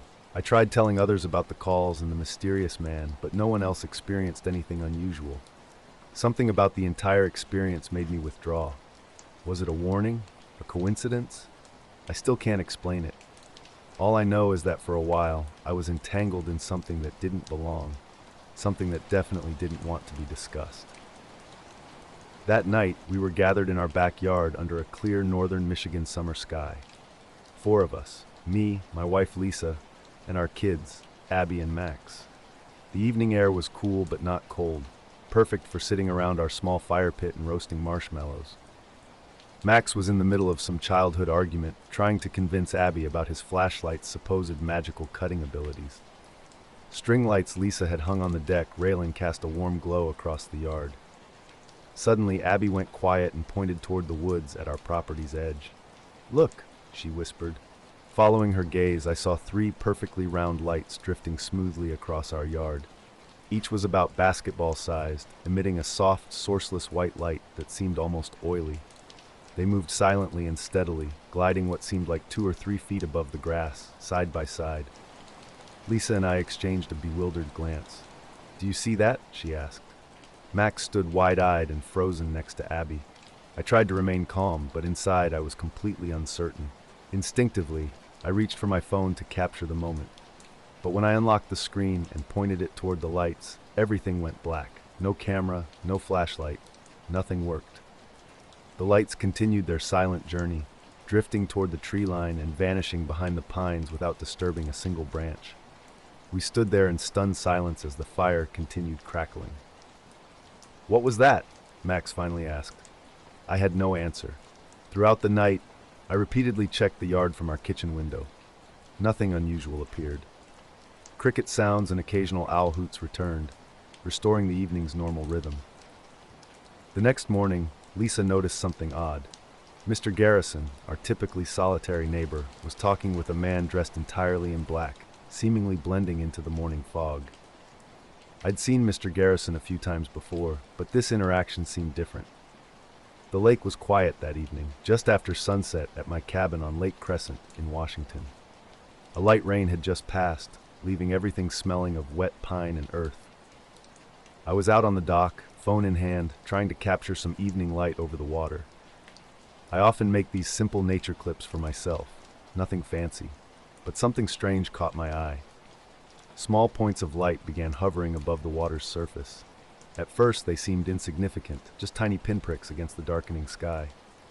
Days earlier, something unusual had happened at home. A dark sedan had pulled up briefly, with 2 people speaking quietly for about 5 minutes before driving away. When I asked Mr. Garrison about it later, he simply blinked and claimed he hadn't spoken to anyone.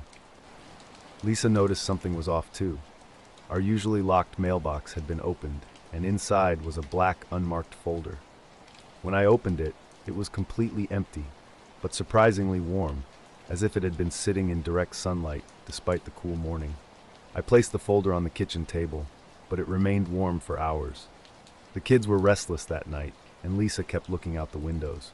An unspoken tension hung in the air. Over the next few days, an unsettling sensation of being watched pervaded our home. Strange sounds began, faint hummings, sometimes outside the window, sometimes within the walls. Not loud enough to be certain, but enough to make me pause and listen. Then one morning, the black folder vanished without a trace. Neighbors saw nothing unusual. Mr. Garrison avoided eye contact whenever I looked his way. Though we never saw those strange lights again, the feeling of being observed never completely disappeared. Even now, when I'm outside alone, I occasionally catch a glimpse of something at the edge of the yard. A flash of white light, a shifting shape between trees. And I can't help but wonder, is someone still watching? Lights flickered across the far shore near the steep hills. They weren't like stars or anything natural, more like soft, steady glows shifting slowly in an unpredictable pattern. I pulled out my phone and zoomed in, trying to get a clearer view. Blue and white, the lights were dim but unmistakable. One blinked off, then reappeared seconds later, now higher and closer to the shoreline. No sound accompanied its movement. The lake remained quiet, interrupted only by occasional fish splashes and wind rustling through trees. Something caught my eye on the dock's opposite edge. A figure stood completely motionless near the water. I hadn't heard any approach, no footsteps, no voices. The person wore solid black from head to toe, not just dark clothing, but something designed to vanish into the night. No hat, no reflective surfaces, just black. I wondered if it might be someone fishing, but something felt wrong. The figure remained absolutely still, not even shifting weight. "Hey, are you okay?" I called out. Silence. I tried again, louder. "Do you need help?" Mechanically, the figure turned its head toward me, not naturally, but with an almost robotic precision. Then it began moving sideways along the shoreline, gliding smoothly while maintaining eye contact. Behind a cluster of trees, it disappeared completely. No sound, no broken branches, nothing. By the time I lowered my phone, the mysterious lights had vanished as if they'd never existed. I couldn't distinguish between what was real and what might have been imagination. Back in the cabin, I checked the door locks twice. My phone had no signal, which wasn't unusual in this remote area. The night felt heavy, weighted with an unseen presence watching from the dark woods. The next morning, after getting coffee in Port Angeles, I returned to find a black sedan parked near my cabin. It definitely hadn't been there the previous night.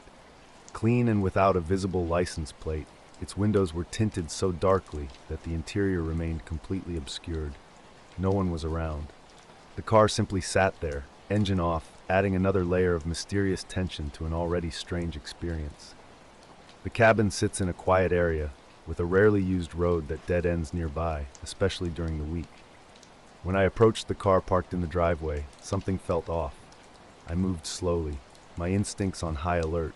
Through the tinted windows, I thought I caught a fleeting movement, but when I stopped to look closely, nothing was there. I carefully checked the surrounding area. No footprints, no other vehicles. The sedan remained in place throughout the day. I considered calling the police, but knew they'd likely dismiss it as just another lost traveler. So I stayed inside, windows locked tight, constantly watching the woods. Something felt like it was lurking just beyond my vision. By evening, the car had vanished as silently as the mysterious figure from the previous night. I couldn't explain any of it. Since then, I've returned to the cabin several times. Nothing unusual has happened. No lights, no figures, no strange cars. Yet the memory lingers. That night's absolute silence haunts me. The way something watched without a sound, then disappeared without a trace. We were driving home to Los Angeles after a weekend in Vegas, crossing the Mojave Desert just after sunset. Karen was beside me, scanning radio stations while the sky transformed from warm orange to deep purple. The desert was keen, ooling quickly. It was one of those peaceful drives where miles pass unnoticed, just the two of us and the endless road. Suddenly, a strange light caught my eye. It rose slowly over a low ridge near the highway, unlike any vehicle's headlight or flare. Perfectly round and soft white, it hovered motionless above the landscape. Then, in an instant, it vanished, as if someone had flipped a switch. Simultaneously, the radio died. Static consumed every station until Karen switched it off completely. Silence enveloped us, broken only by the hum of the car's engine. We were driving through the desert, the silence thick around us, when a low, crackling noise caught our attention. Karen gripped my hand, her eyes wide, as we exchanged a look of uncertainty. The road behind us remained empty. No cars, no flashing lights, just us and an unsettling quiet.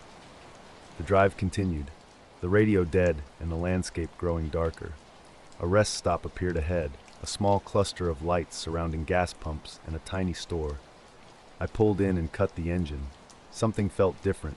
The air seemed heavier, the silence not peaceful but oppressive.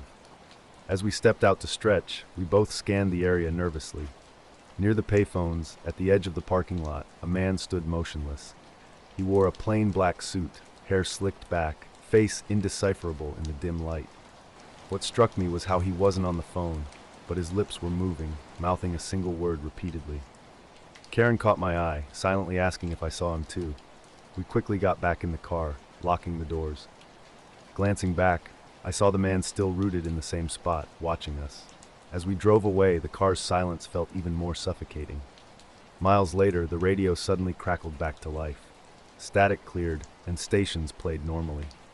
I tried changing channels, but everything worked fine now. We remained mostly quiet, Karen constantly checking the rearview mirror while I watched the side mirrors, half expecting to see the man following us or that strange light rising behind a hill. Reaching the city limits, the night had fully settled. The weird experience felt like a bubble about to burst, and we were both relieved to leave the empty desert behind. At home, I checked the news. No power outages, no missing people, nothing unusual. Yet the memory lingers. Sometimes when I'm driving late or sitting on the porch, I think about that light and the man mouthing back at the rest stop. I don't know what it meant. Maybe it was nothing. But that quiet, watching feeling has stayed with me. I rarely discuss it, not even with Karen. I was hiking alone on the Pine Ridge Trail in northern Vermont, early October, bringing a cool, crisp morning. Light fog hung low between the trees, creating an eerie silence that made the forest feel like it was holding its breath. I'd left the trailhead around 7 a.m., hoping to cover some miles before the sun got too high. This hike felt different from the start. The usual forest sounds were absent, no birds, no rustling animals, just the crunch of leaves under my boots. About 2 miles in, I began hearing something behind me. At first, I dismissed it as echoes of my own footsteps or branches breaking. But the sound changed. A faint mechanical clicking emerged, like tiny gears turning or metal tapping. It wasn't natural. I stopped and turned around repeatedly, seeing only empty trail and thick trees. The clicking continued, never directly behind me, but close enough to be unsettling. I scanned the underbrush for wildlife, finding nothing moving. Trying to rationalize, I checked my gear, thinking it might be a loose pack strap. Everything was secure. I even dropped my pack and stood still, and the clicking paused briefly before resuming. The mechanical tapping persisted as the morning fog lifted. An odd pressure grew, as if something chid me from just beyond sight. The trail seemed to stretch longer, the woods more dense. I wanted to turn back, but refused to admit feeling scared. By noon, I reached the trailhead as the parking lot filled with cars. Near the entrance, I spotted my Subaru. A man in a crisp black suit stood beside it, hair slicked back, face completely expressionless, staring at nothing in particular. I was camping alone out near the Sawtooth Mountains in Idaho, looking to escape everything for a few days. Just me, a small tent, and a couple of books. Late September brought chilly nights, but the days still offered enough warmth to sit outside and watch the sunset without a jacket. On the second evening, I was sitting by the fire just after twilight, watching the sky darken and stars emerge. After eating, I was about to pack up when something caught my eye beyond the ridge a few hundred yards from my camp. A soft, glowing orb, maybe basketball-sized, hovered just above the ground. Unlike a plane or helicopter, this light didn't blink or flash. Instead, it drifted slowly, almost floating without direction. The pale blue-white light was intense, like moonlight but stronger, and strangely, it cast no shadows. I watched, wondering if it might be a drone or a released lantern. Then it began moving toward the ridge, first slowly, then faster, gliding silently. I saw it disappear behind trees in the ridge, with no sound breaking the forest's quiet. After a minute, I walked back to my tent. That's when I noticed a car parked about 50 yards away, sitting quietly on the clearing's edge. Later, near that car, I saw a man standing with his phone, brushing invisible dust from his shoulders. His suit was too clean for the dirt lot. I approached cautiously and said, "Hi." He looked at me slowly, nodding once. "That sound you heard," he said, "it isn't for you." His calm, low voice made me shiver, not from cold. Before I could ask what he meant, he turned and walked into the trees, disappearing into the fog like a ghost. I stood watching where he'd been, wondering if I'd imagined the encounter. Driving home, every quiet moment brought me back to the clicking sound, the mysterious man, and those woods. I never heard that sound again. I never saw the man in black anywhere else. Some parts of the trail aren't meant for us, even when we think they are. And some mysteries remain just that, mysteries. The night was quiet, and I was alone in the forest when a black sedan appeared without warning. No logos, no decals, just a clean, dark vehicle with its engine idling. Exhaust drifted in the cold air, steady and silent. I hadn't heard it approach, and the nearest road was miles away. A man in a dark, buttoned-up suit stepped out. His white shirt and thin black tie were crisp, his hair neat, his face blank. He walked closer, stopping about 10 feet from me. Our eyes locked, and he spoke. "Some things aren't meant to be found." I wanted to ask what he meant, but no words came. He nodded, returned to his car, and drove off slowly. The taillights faded into the trees. I remained still, feeling watched, the forest silent around me. That night, I chose to stay. By morning, everything looked normal. No footprints, no trace of the car. I packed up and left, driving through winding mountain roads, the encounter replaying in my mind. Weeks later, I was driving through the Mojave Desert late at night, returning to LA from Nevada. The road stretched endlessly, the radio long since faded. Summer's dry, cool air surrounded me, and the sky was a black canvas studded with stars. Around midnight, about 50 miles from the nearest town, something caught my eye. A soft, steady glow hovered above the desert floor, below the starry sky. Not like a flare or campfire, but a round light about basketball-sized, pulsing slowly with a white radiance that seemed almost alive. I pulled over, curious but cautious. The light hung there, breathing its strange, ethereal light. I still don't know what I saw that night in the forest or who that man was, but something about those moments stayed with me, a lingering mystery that followed me home. My car's engine settled into silence as I stepped out into the desert. An orb of light hung suspended about 20 feet above the ground, gently pulsing. The stillness was absolute. No wind, no insects, no sound. Just that strange light hovering in place. I kept my distance, shining my flashlight toward it, noticing how the orb seemed to respond, dimming and brightening as if aware of my presence. A strange chill ran through me, despite the temperature. Suddenly, a man materialized near my car. He wore a crisp black suit with a white shirt, no tie, and moved without making a sound on the gravel. His approach was so silent I hadn't noticed him until he was there. About 10 feet away, he stood motionless, his pale face expressionless but intense, eyes locked directly on mine. The desert remained completely still around us, broken only by our breathing. Without warning, he reached into his jacket and pulled out a small folded piece of paper. Handing it to me in a calm, quiet voice, he said, "Forget what you saw. Keep driving." Then he turned and vanished into the darkness as quickly as he'd appeared. The orb disappeared simultaneously, as if it had never existed. I stood frozen, holding the paper. Unfolding it slowly, I found no written message, just a strange symbol. It looked like a broken sun or a fractured compass, an uneven circle with irregular lines radiating outward. The symbol wasn't in any language I recognized. Back in my car, I continued driving down the empty, silent road. I kept glancing at the paper, but the symbol remained unchanged, just a crude drawing on plain paper. Questions swirled in my mind. Who was that man? Why did he want me to forget? What did the symbol mean? Though I never saw the orb or the man again, something lingered. On lonely night drives through the desert, I sometimes catch myself scanning the darkness, wondering if that quiet, mysterious glow might still be watching somewhere.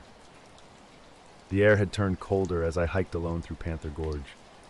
I'd chosen this spot not for its popularity, but for its quiet, remote feel. The sky hung low and gray, casting a muted light over everything. Halfway through the loop, the trail narrowed to a dirt track, threading through thickening woods. Something felt off. The usual forest sounds had vanished. No birds, no rustling leaves, just dead silence. So strange that I stopped, listening intently. A sudden flash caught my eye, brighter than a lightning bug, like a camera's burst. It flickered just off the trail, deep in the shadows. I squinted but saw nothing. The silence pressed against me, making every potential sound feel magnified. As I moved forward, the oppressive quiet continued. Each step seemed to disappear into the stillness.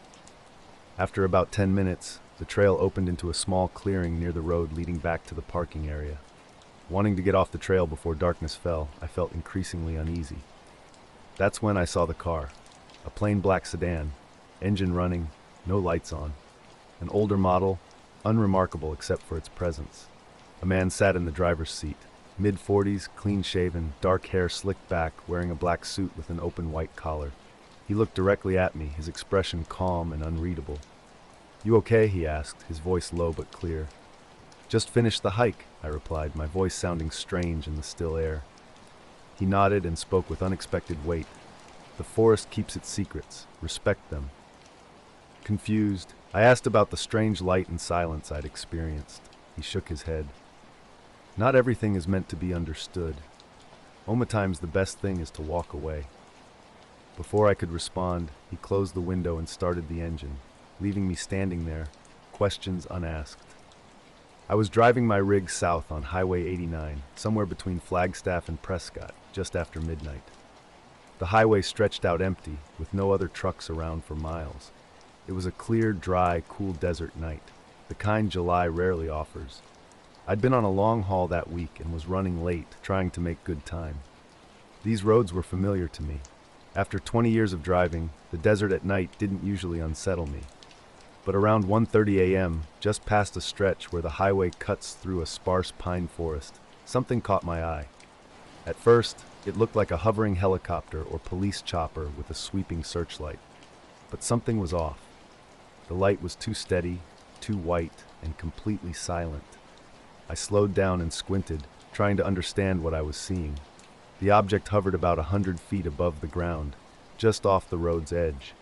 Roughly circular, but with fuzzy boundaries, it glowed softly rather than appearing as a solid shape. No blinking lights, no typical aircraft signals, just a calm, white radiance that seemed to pulse gently, almost like it was breathing. The sky behind it was crystal clear, no clouds or haze. Against the starry backdrop, the object stood out sharply. I pulled the truck onto the shoulder and killed the engine. Grabbing my phone to capture a picture, I found the screen flickering weirdly before going black. Frustrated, I tried again with the same result, so I just stared.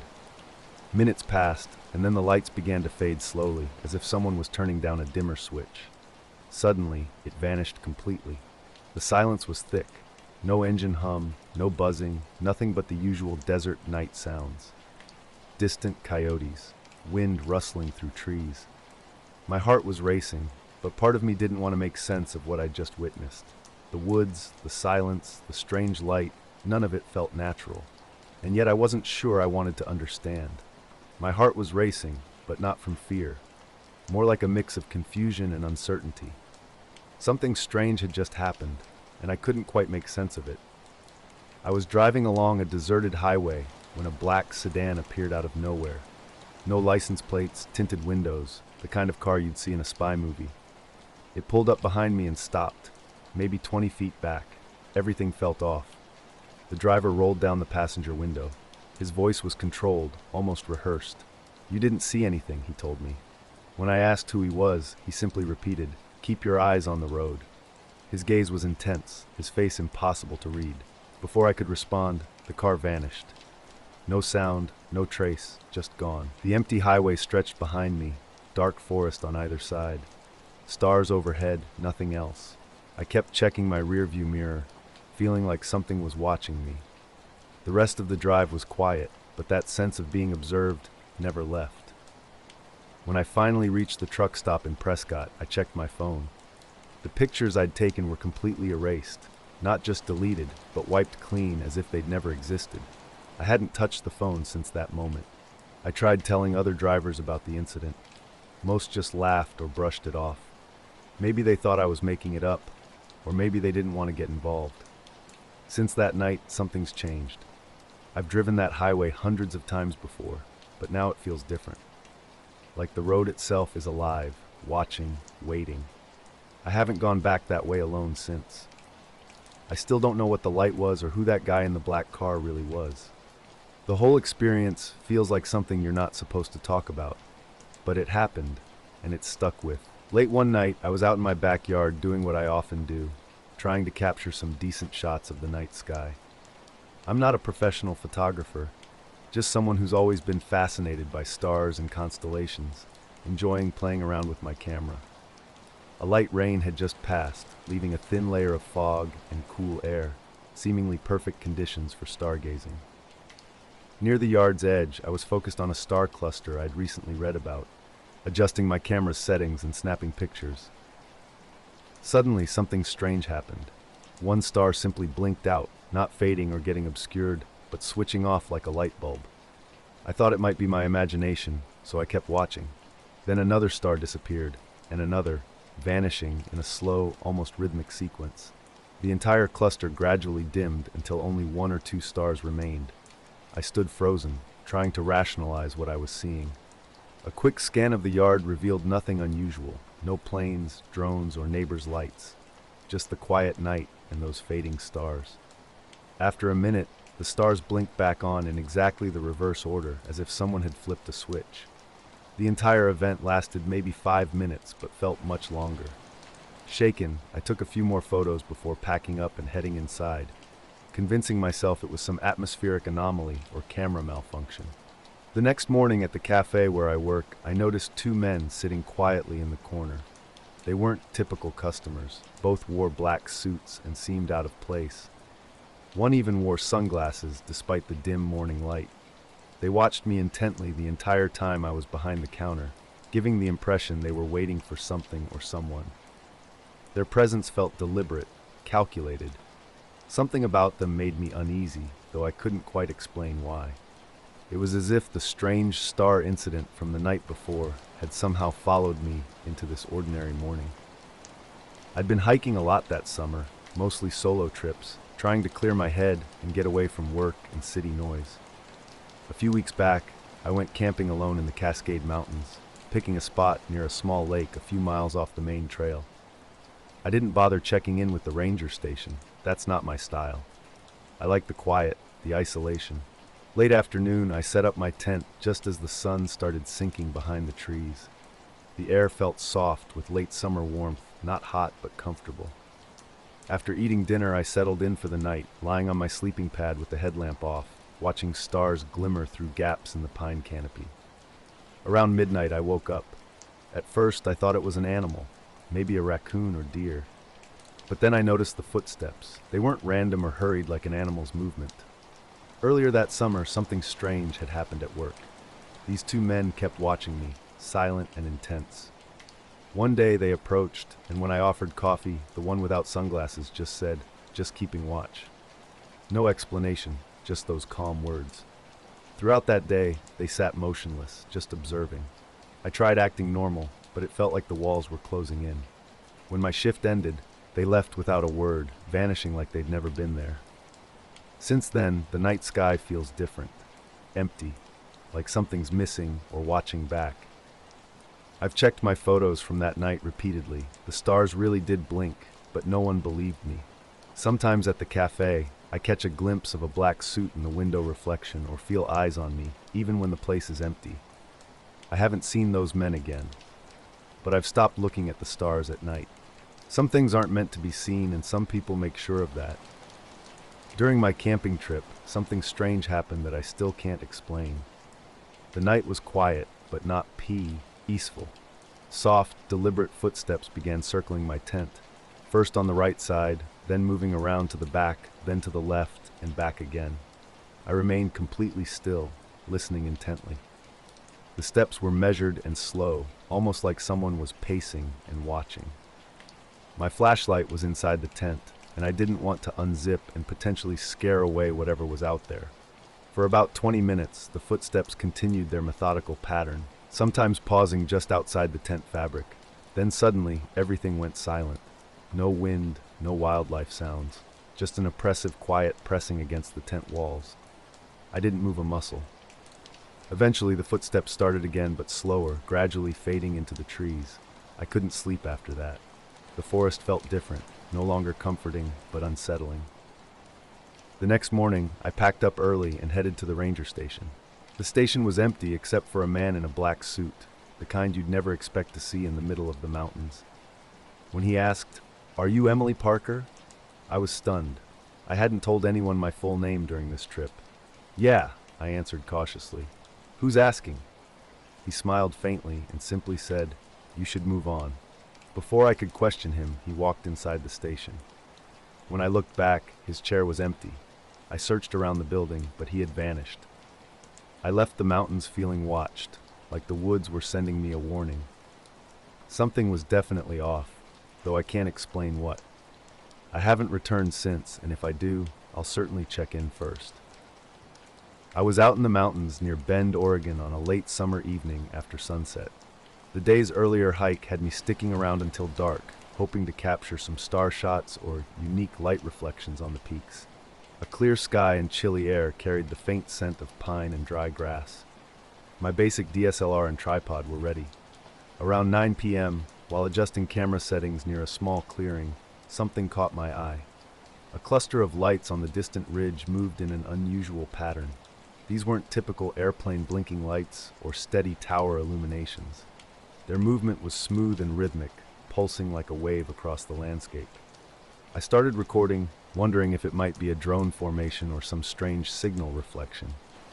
The lights danced methodically left to right, up and down, with no accompanying sound or surrounding activity.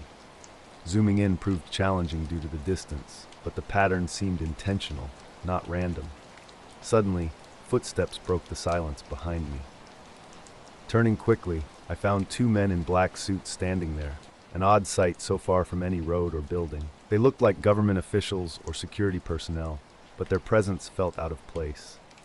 Silently, they watched me until one spoke calmly, requesting to see my footage. Hesitantly, I handed over the camera. They reviewed the video, with one using a phone to record or catalog the images. When I tried to ask who they were, they remained cryptically silent. After multiple viewings, the apparent leader looked up and delivered a chilling message. "This is not your story to tell." Before I could respond, they stood, exchanged a knowing glance, and vanished into the trees like shadows. Left alone, I felt an inexplicable weight. Later, at home, I discovered the video files were mysteriously corrupted, erasing any evidence of that strange encounter. The two-lane highway stretched out before me, cutting through northern Oregon's landscape. I was sitting in my car, parked awkwardly on the shoulder, with no memory of how I'd gotten there. The bright sun sliced through the windshield, and my head throbbed like I'd been struck. My last clear memory was grabbing coffee at a gas station about an hour earlier. Everything after that was a let blank. I reached for my phone, hoping to check the time and get my bearings, but the screen was cracked and unresponsive. When I tried the ignition, the car started without issue. As I prepared to pull back onto the road, a sleek black sedan glided up behind me. This wasn't some old beaten-up vehicle. It looked fresh from the showroom, its windows tinted so dark that nothing could be seen inside. The sedan blocked my path, and the driver's window rolled down. A man in a crisp black suit leaned out, late 30s or early 40s, clean-shaven with perfectly combed dark hair. His expression was calm but impossible to read. "Not yet," he said in a low, smooth voice. "Excuse me?" I responded, my throat dry. "You shouldn't be driving right now," he stated matter-of-factly. Something in his tone made me pause. We were alone on this quiet stretch of highway, and I felt strange, more than just the headache. An unsettling feeling hung in the air. Since that day, I've been haunted by the encounter. My camera footage would open briefly, then freeze or show static. Every recovery tool failed to restore the images. When I try to tell friends about what happened, it sounds unbelievable without proof. But the memory remains vivid. The lights, the men in black, their calm warning. Now I avoid the mountains at night. Whenever I look up at the sky near that ridge, I wonder if those lights will return. But deep down, I don't think I'm meant to find out. I needed to get out of there, but my body wouldn't cooperate. Two men in black suits stood near my car, their presence heavy and oppressive. My heart raced as I tried to piece together what was happening. The first man spoke directly. "You saw something you shouldn't have." I struggled to understand. What had I seen? My memory was a blank with only a strange gap where information should be. "I don't even remember half of today," I said, my voice wavering. His partner pulled out a small silver badge, just a plain metal rectangle with no markings. The first man wrote something in a notebook and showed me. "Where were you around 10 p.m. last night?" I answered that I was at home. He nodded slowly, then added, "Yet you were seen somewhere you didn't belong." Sweat dripped down my neck as the highway stretched silently around us. The sun beat down, intensifying my growing anxiety. "Why are you here? What do you want from me?" I asked, my hands trembling. The man smiled, a controlled expression with just enough edge to suggest a threat. "You'll remember soon enough," he said. His partner returned to their black sedan. They moved slowly at first, then sped away, leaving me alone and confused. Something had happened, something I couldn't recall, and these men were determined to make me remember. Late October, a Thursday evening, I was driving home from work through the outskirts of New Richmond, Wisconsin. The sky was mostly clear, with a cool, damp chill that clings to your skin after sunset. Just past the local coal-fired power plant, the one everyone in town jokes about but depends on, something caught my eye. Around 7 p.m., strange lights hovered over the facility. These weren't standard work lights or tower beacons. They were smaller, brighter, arranged in an unusual pattern that defied normal equipment logic. Moving slowly and deliberately, they seemed to be surveying or scanning the plant. I pulled over, keeping my headlights off and cracking the window. The air carried a familiar scent of ozone and burning coal, but with an unfamiliar metallic undertone. The lights blinked in what felt like a coded sequence, not like a typical warning signal. When I tried to use my phone for a picture, the screen glitched and flickered, so I set it aside. I watched as the lights shifted along the plant's perimeter before vanishing behind a cooling tower. The quiet that followed felt different, heavier, like something unseen was lingering. I drove home in silence, repeatedly checking the rearview mirror. At home, the clock read 3 p.m., revealing a massive chunk of last night's memory was missing. Those men in black seemed connected somehow. I never reported this to anyone. How could I explain something so inexplicable? All I knew was that I'd been watched, possibly controlled, and whatever happened wasn't over. Occasionally, I'd catch a glimpse of a black car just out of sight, always when alone, always for a split second. And I don't think they're done with me yet. A car pulled up behind me, its engine unusually quiet. In the rearview mirror, I caught a glimpse of a dark shape. The driver's side window rolled down, revealing a clean-shaven man in his mid-40s with slick black hair and a dark suit that seemed out of place. "Evening," he said, his voice calm and professional. No hint of friendliness or threat, just pure neutrality. He asked if I worked at the power plant. I explained I was just passing through, working downtown on Main Street. Another car arrived silently. A second man stepped out, similar to the first, dressed in black with a pale, sunless complexion. The first man leaned closer to my window, asking precisely when I'd seen the lights. Around 7:10, I told him, heading home from work. The lights were hovering over the northern cooling towers. "How long did they stay?" "About 5 minutes," I said. Then they moved behind the towers and vanished.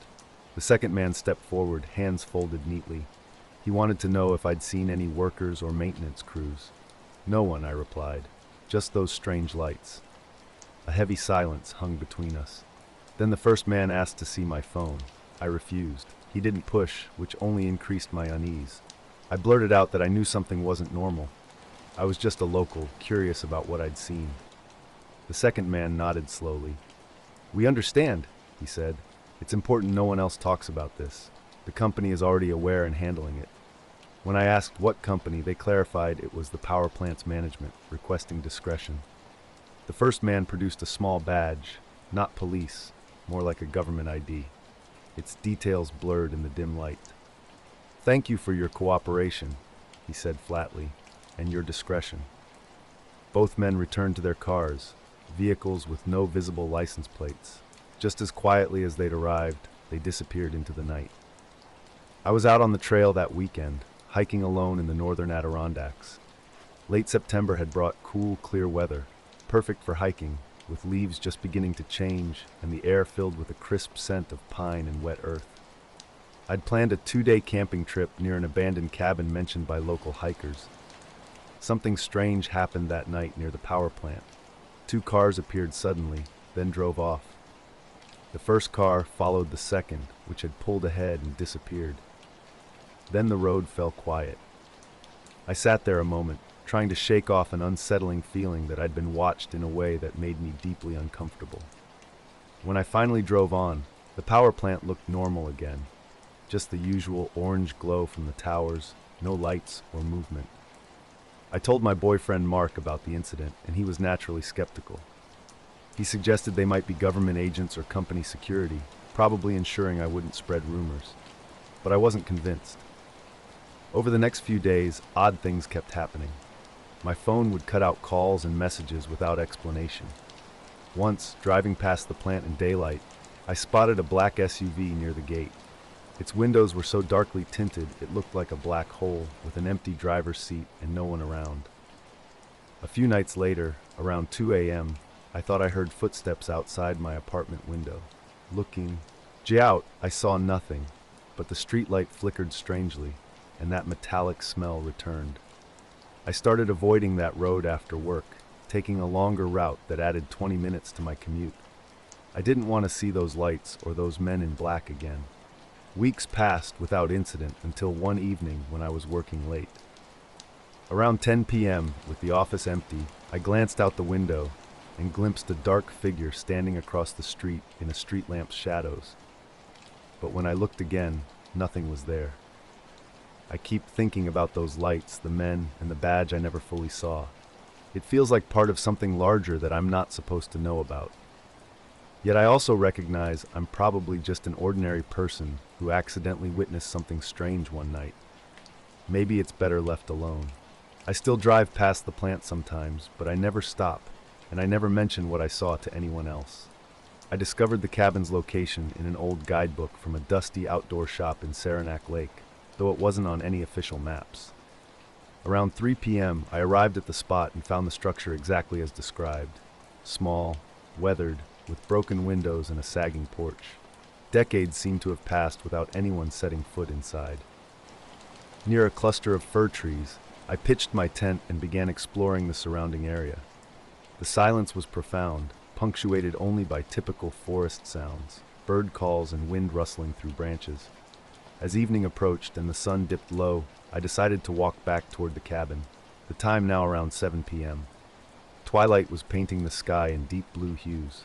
That's when I saw it, a glowing orb hovering about 30 yards from the cabin, just above the ground. Round and pure white, it wasn't harsh but seemed softly illuminated from within. The light remained steady, floating approximately 2 feet off the ground without flickering or moving much. I froze, initially thinking it might be an abandoned lantern or campfire. Yet there was no smoke, no heat, no sound.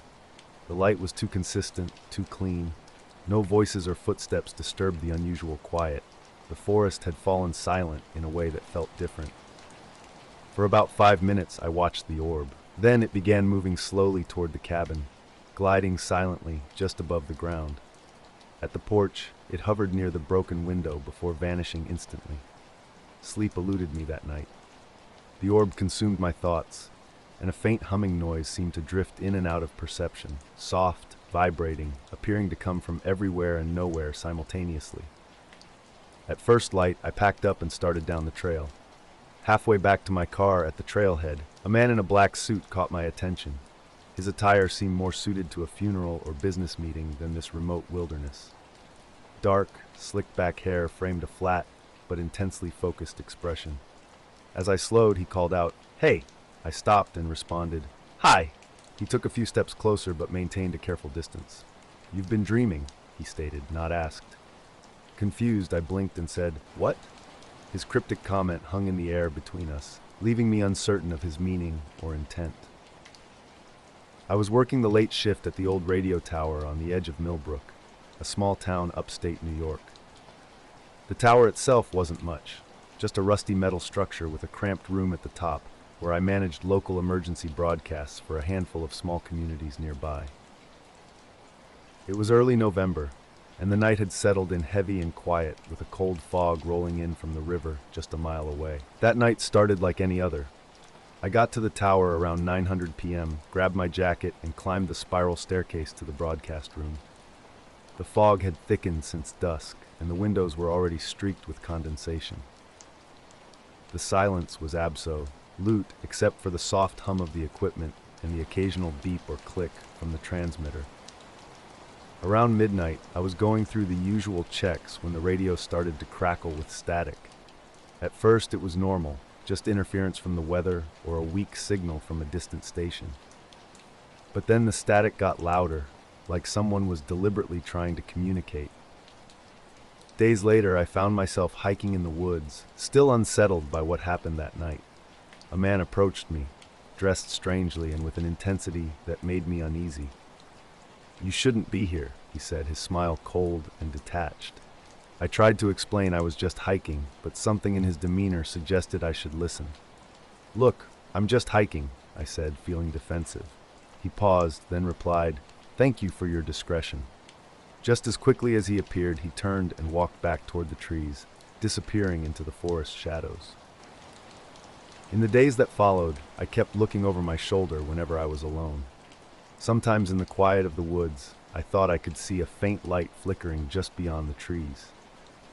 I didn't go back to that part of the trail, and I haven't told many people about it. It's just one of those things that happened and didn't make sense, but somehow did. I'm still trying to figure out what really occurred that night. The light, the cabin, the man, none of it felt like a dream. Something was watching me, and I knew it. The static filled the room with an eerie white noise, different from the usual interference. It almost seemed intentional, a low, drawn-out hiss that didn't belong. I adjusted the dials, trying to clear the signal, but nothing worked. Something felt off. Leaning closer to the microphone, I stopped transmitting, hoping to hear it better. That's when I saw him. Outside the window, beyond the thick fog, a man stood on the metal catwalk surrounding the tower. He wasn't dressed like a typical worker. This was a black suit and tie, hair slicked back, skin pale and unnaturally smooth in the dim light. His stance was unnatural, almost statuesque, except for one thing: his hand raised, palm facing me, signaling me to stop. I blinked, wondering if I was imagining things. The fog was dense, the room dark, and that persistent static continued to fill every corner. But he remained, unmoving, watching. His eyes locked on me, though I couldn't discern their color in the faint glow of the control panel. My instinct was to reach for the radio, to call out, but suddenly the static surged, cutting off my voice in a harsh burst. It was more than interference. It felt like a warning, drowning out my words with an overwhelming hiss. I pulled back from the microphone, grabbed my jacket, heart racing.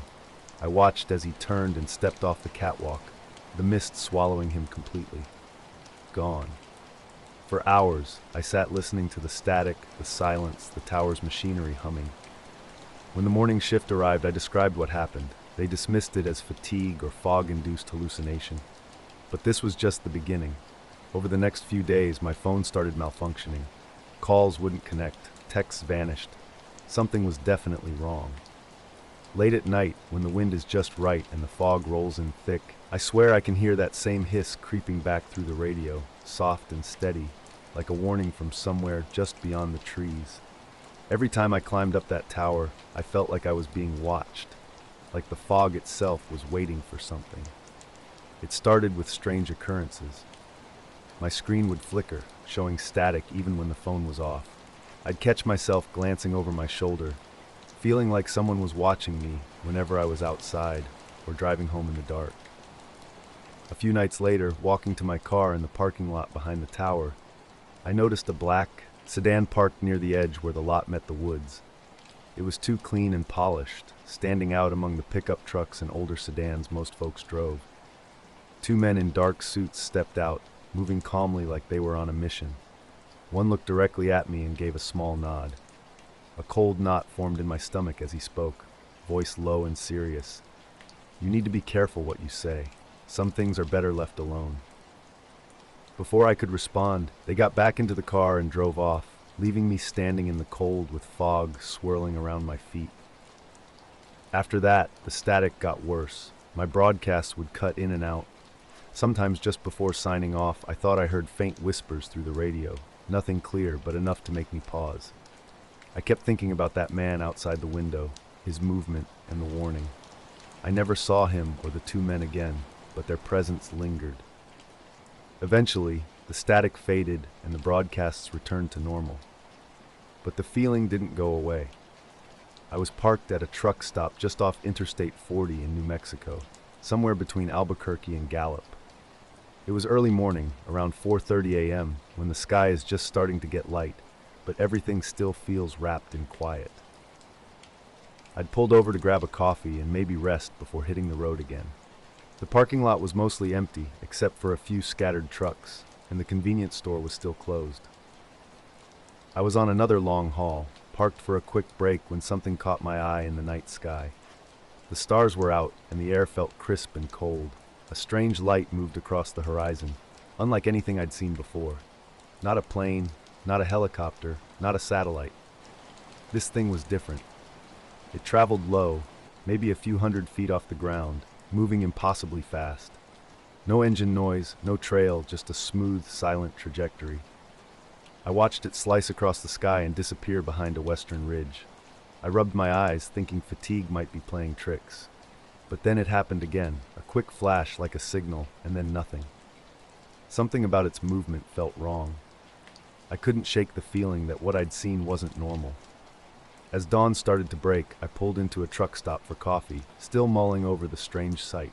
That's when I noticed him, an older man in a black suit, sitting alone near the back of the store.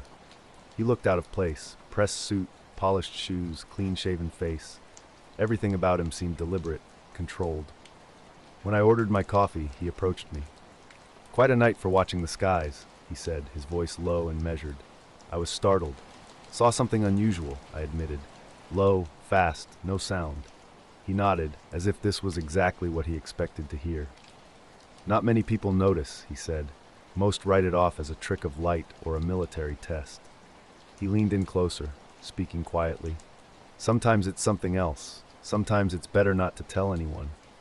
I couldn't tell if he was warning me or sharing a secret, but something in his tone made me listen. The San Gabriel Mountains were quiet that late spring afternoon. I'd started hiking around 3 p.m., looking to explore a new trail between Eaton Canyon and Mount Wilson. The day was warm with a crisp edge, the sky mostly clear except for thin clouds near the horizon. My plan was simple, a solo trek to clear my head. The trail was nearly empty. Most hikers had turned back early, leaving me alone as I pushed past the main junction toward a ridge overlooking the valley. Around 5:30, I stopped in a clearing to take a drink of water. That's when I saw something odd to the east. At first I thought it was a helicopter, maybe a news chopper hanging in the distance, but something was off. It didn't move like any aircraft I'd seen before. Days later, I found myself at a truck stop, still hinking about what I'd witnessed. A man in a suit approached me, his eyes scanning the ceiling as he spoke carefully. "Some things aren't meant to be explained," he said. His smile wasn't friendly. He introduced himself as Mr. Gray, handing me a blank business card with just a phone number. "Call if you have questions," he said, then walked away like he couldn't wait to leave. When I asked who he was, he simply said he'd seen too much. I told a friend about the sighting. He laughed it off, suggesting it was probably just a drone or military plane. But I knew what I saw wasn't normal. I haven't called the number.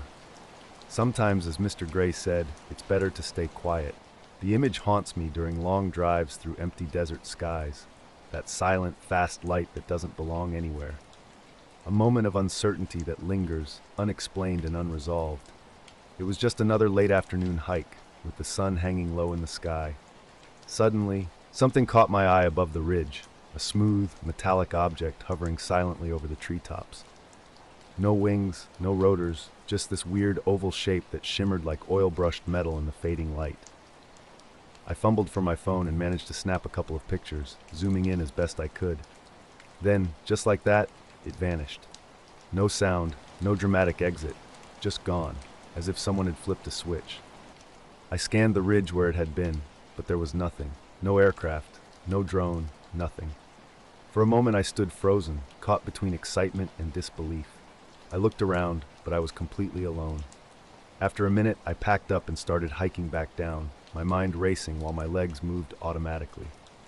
As I reached the trailhead parking lot around 6:45, the sun just beginning to set, two men were standing near my car.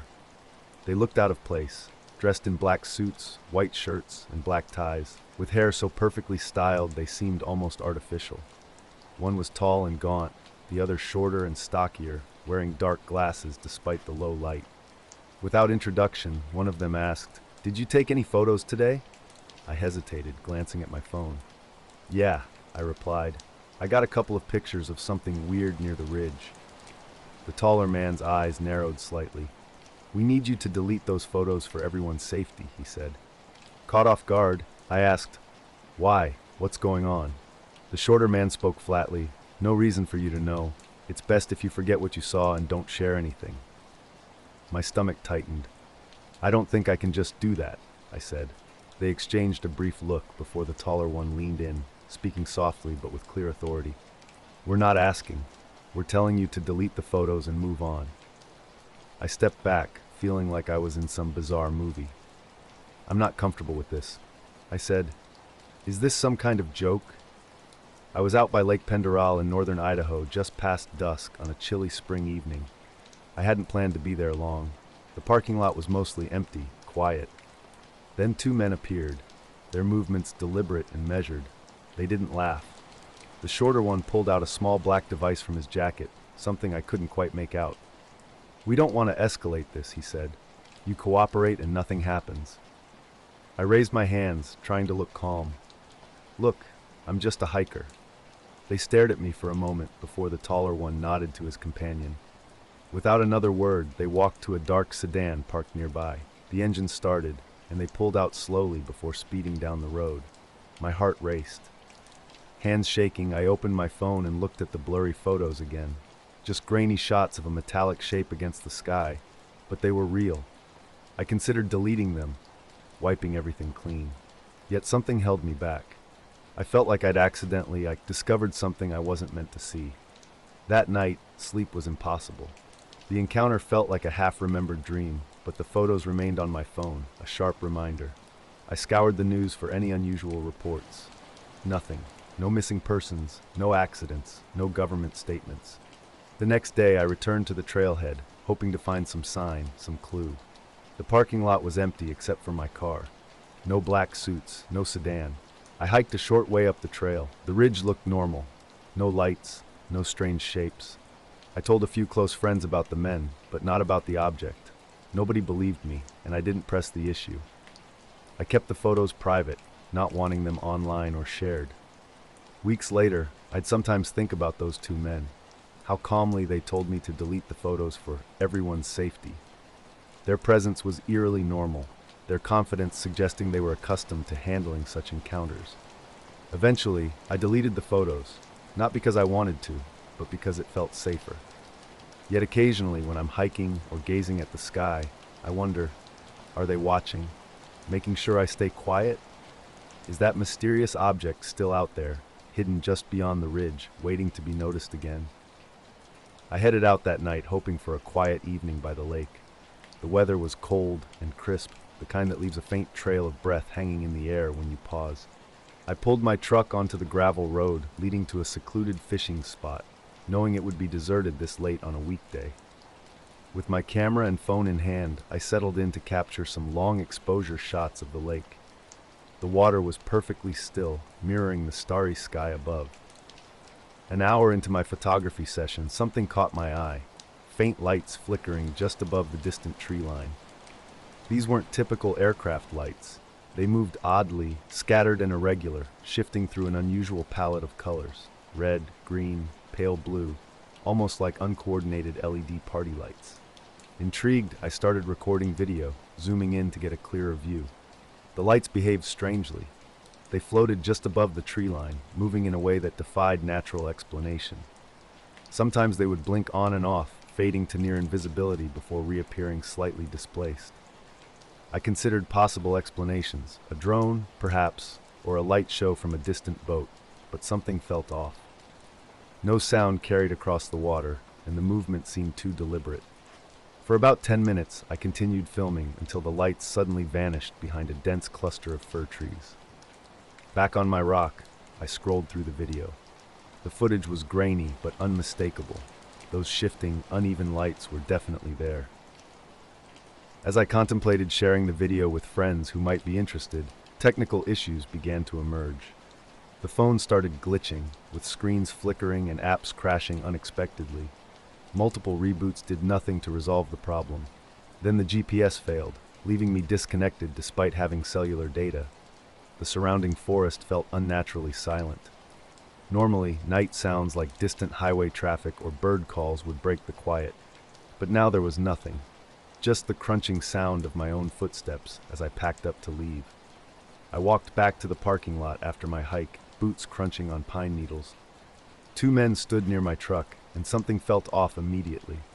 They wore identical black suits without ties, dark sunglasses despite the sunset, looking completely out of place. One was tall with thinning hair combed back. The other had a square jaw and an unreadable expression. No greeting, no small talk, just a direct question. "Are you the one who took the videos near the lake?" the taller man asked, his tone steady and controlled. I confirmed I was, wonder-on. Gee, how they knew. They seemed focused on the device I'd used. My phone had been acting strange since leaving the water, glitching unpredictably. The square-jawed man stepped forward, explaining they needed to take my phone for technical checks. When I asked why, he suggested something on the device could potentially cause problems if left unchecked. "For everyone's safety," the first man added, "it's best if we have it." Their insistence made me uncomfortable. I didn't know these men, and something about their approach felt wrong. I refused to hand over my phone, offering instead to let them verify the video themselves. They were persistent, promising to return it after fixing whatever issue they claimed existed. But their vague explanations and sudden appearance raised red flags. The square-jawed man opened a small black case, revealing unfamiliar electronic gadgets. Their presence felt increasingly threatening. Realizing how bizarre the situation was, two strangers in dark suits demanding my phone after an unusual recording, I decided to leave. "I'm sorry," I said, moving toward my truck. The taller man's final warning hung in the air. "You don't understand. Sometimes things like this don't end well if mishandled." During the drive home, my phone's screen flickered erratically before going completely black. Multiple attempts to turn it on failed. Later that night, even plugging it in produced no response. Something was definitely wrong. We were driving through northern Vermont late April, taking a slow journey to a rented cabin near Lake Champlain. The road cut through dense forest with barely anything else around. Just after sunset, the sky was a deep blue bordering on black, still holding on to some fading light. An earlier rain had left the road slick, and a low fog began creeping along the tree edges. Jess was driving, and I was navigating from the passenger seat. We'd been on the road for hours, not talking much, just enjoying the quiet and the rhythmic hum of tires on wet asphalt. The trip was meant to be relaxing, no plans, just us, the woods, and maybe some hiking. About 20 miles before our turnoff, we passed a small rest area on the right. It was nothing special, just a gravel patch with a few picnic tables and trash bins. We weren't planning to stop, but something caught my eye. A dark sedan was parked oddly under a flickering orange lamppost, facing the wrong way toward the forest, as if the driver wasn't planning to stay long. Later, strange things started happening with my electronics. My phone died, and weirdly, other devices around the house began acting up too. Lights dimmed briefly. The Wi-Fi router dropped signal once or twice, nothing major but definitely noticeable. The next day, an unknown number called. Something compelled me to answer. A low, clipped voice said, "We're calling regarding your device." Unsure whether to hang up, I listened as they told me, "You'll be contacted soon. Please cooperate." Then the line went dead. When I tried calling back, I got nothing. The glitches stopped after that. My phone powered on, but all the video files from that night were gone. Even ones saved before the strange lights, as if someone had wiped them clean. I never heard from those mysterious callers again. The whole experience still haunts me. Why those lights? Why did my phone act up? Why were they so interested in a simple video from a quiet lake? It feels like something between reality and a bad dream that I can't shake. But I know what I saw. We were driving late at night when something caught my eye. A car was parked in an unusual way, and I nudged Jess to look. She glanced over, agreeing something seemed off. We slowed down, considering whether to stop and check if someone needed help. As we approached, the driver's door opened. A man emerged, mid-50s, pale, wearing a crisp dark suit with a black tie and white shirt, his hair neatly slicked back. His expression was unreadable. Not angry, not friendly, just intensely serious. He didn't wave or call out. Instead, he stood in the dim light, staring directly at us. When Jess nearly stopped the car, she softly asked, "You okay?" The man remained silent for a moment before taking a slow step toward the road, his eyes locked onto ours. "Turn back," he said flatly, his voice low and steady, more a statement than a request. "Turn back before it's too late." The words surprised me, feeling oddly like a warning rather than a greeting. Jess looked confused, and I asked, "What do you mean?" But he didn't respond. Instead, he stepped back toward the shadows at the rest area's edge. Then something strange happened. He didn't walk away normally, but seemed to fade into the darkness, as if the light around him dimmed until he completely vanished. We sat stunned. Jess locked the car doors, whispering, "Did he just disappear?" I wanted to suggest he might have just walked into the trees, but honestly, I wasn't certain what I'd witnessed. The rest of our drive felt heavy and tense. We kept checking the rearview mirror and scanning behind us, half expecting to see his black sedan following, but nothing appeared. When we reached the cabin, even the forest sounds felt different, thicker, more watchful. That night, sleep eluded me. I kept thinking about the man and his cryptic warning. I tried checking my phone for any video evidence, only to find the battery dead. Strange, since I was sure I'd charged it before leaving. The next morning, I returned to the rest area, hoping to find some trace of the mysterious man or his car. But nothing remained. The morning was foggy, light barely cutting through the haze. I snapped a few photos of the gravel spot with my phone, noticing only tire tracks leading toward the dense forest. No footprints, nothing out of the ordinary. That afternoon, Jess shared a dream that had been haunting her all day. A strange experience of walking down a road and hearing a disembodied voice telling her to stop, yet seeing no one around. Over the next couple of days, odd occurrences began to pile up. My phone would suddenly flicker with static before dying completely, just like before. Jess's watch stopped working despite being fully charged. Even the cabin's power flickered several times, though the weather remained perfectly clear. We decided to cut our trip short and head home. The drive back was quiet.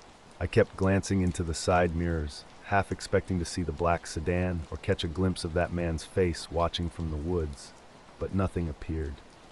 Now, when I reflect on that night, it feels like a hazy memory or a trick of light and shadow. Yet certain details remain vivid. The device glitches, Jess's unsettling dream, and that mysterious warning voice continue to echo in my mind. I still can't explain what we encountered or what it wanted. One thing is certain. Something about that forest changed after that night, leaving an unexplained sense of unease that lingers. I apologize, but it seems like the original text you intended to share is missing. Could you please provide the full text you would like me to rewrite? Without the original text, I cannot complete the task.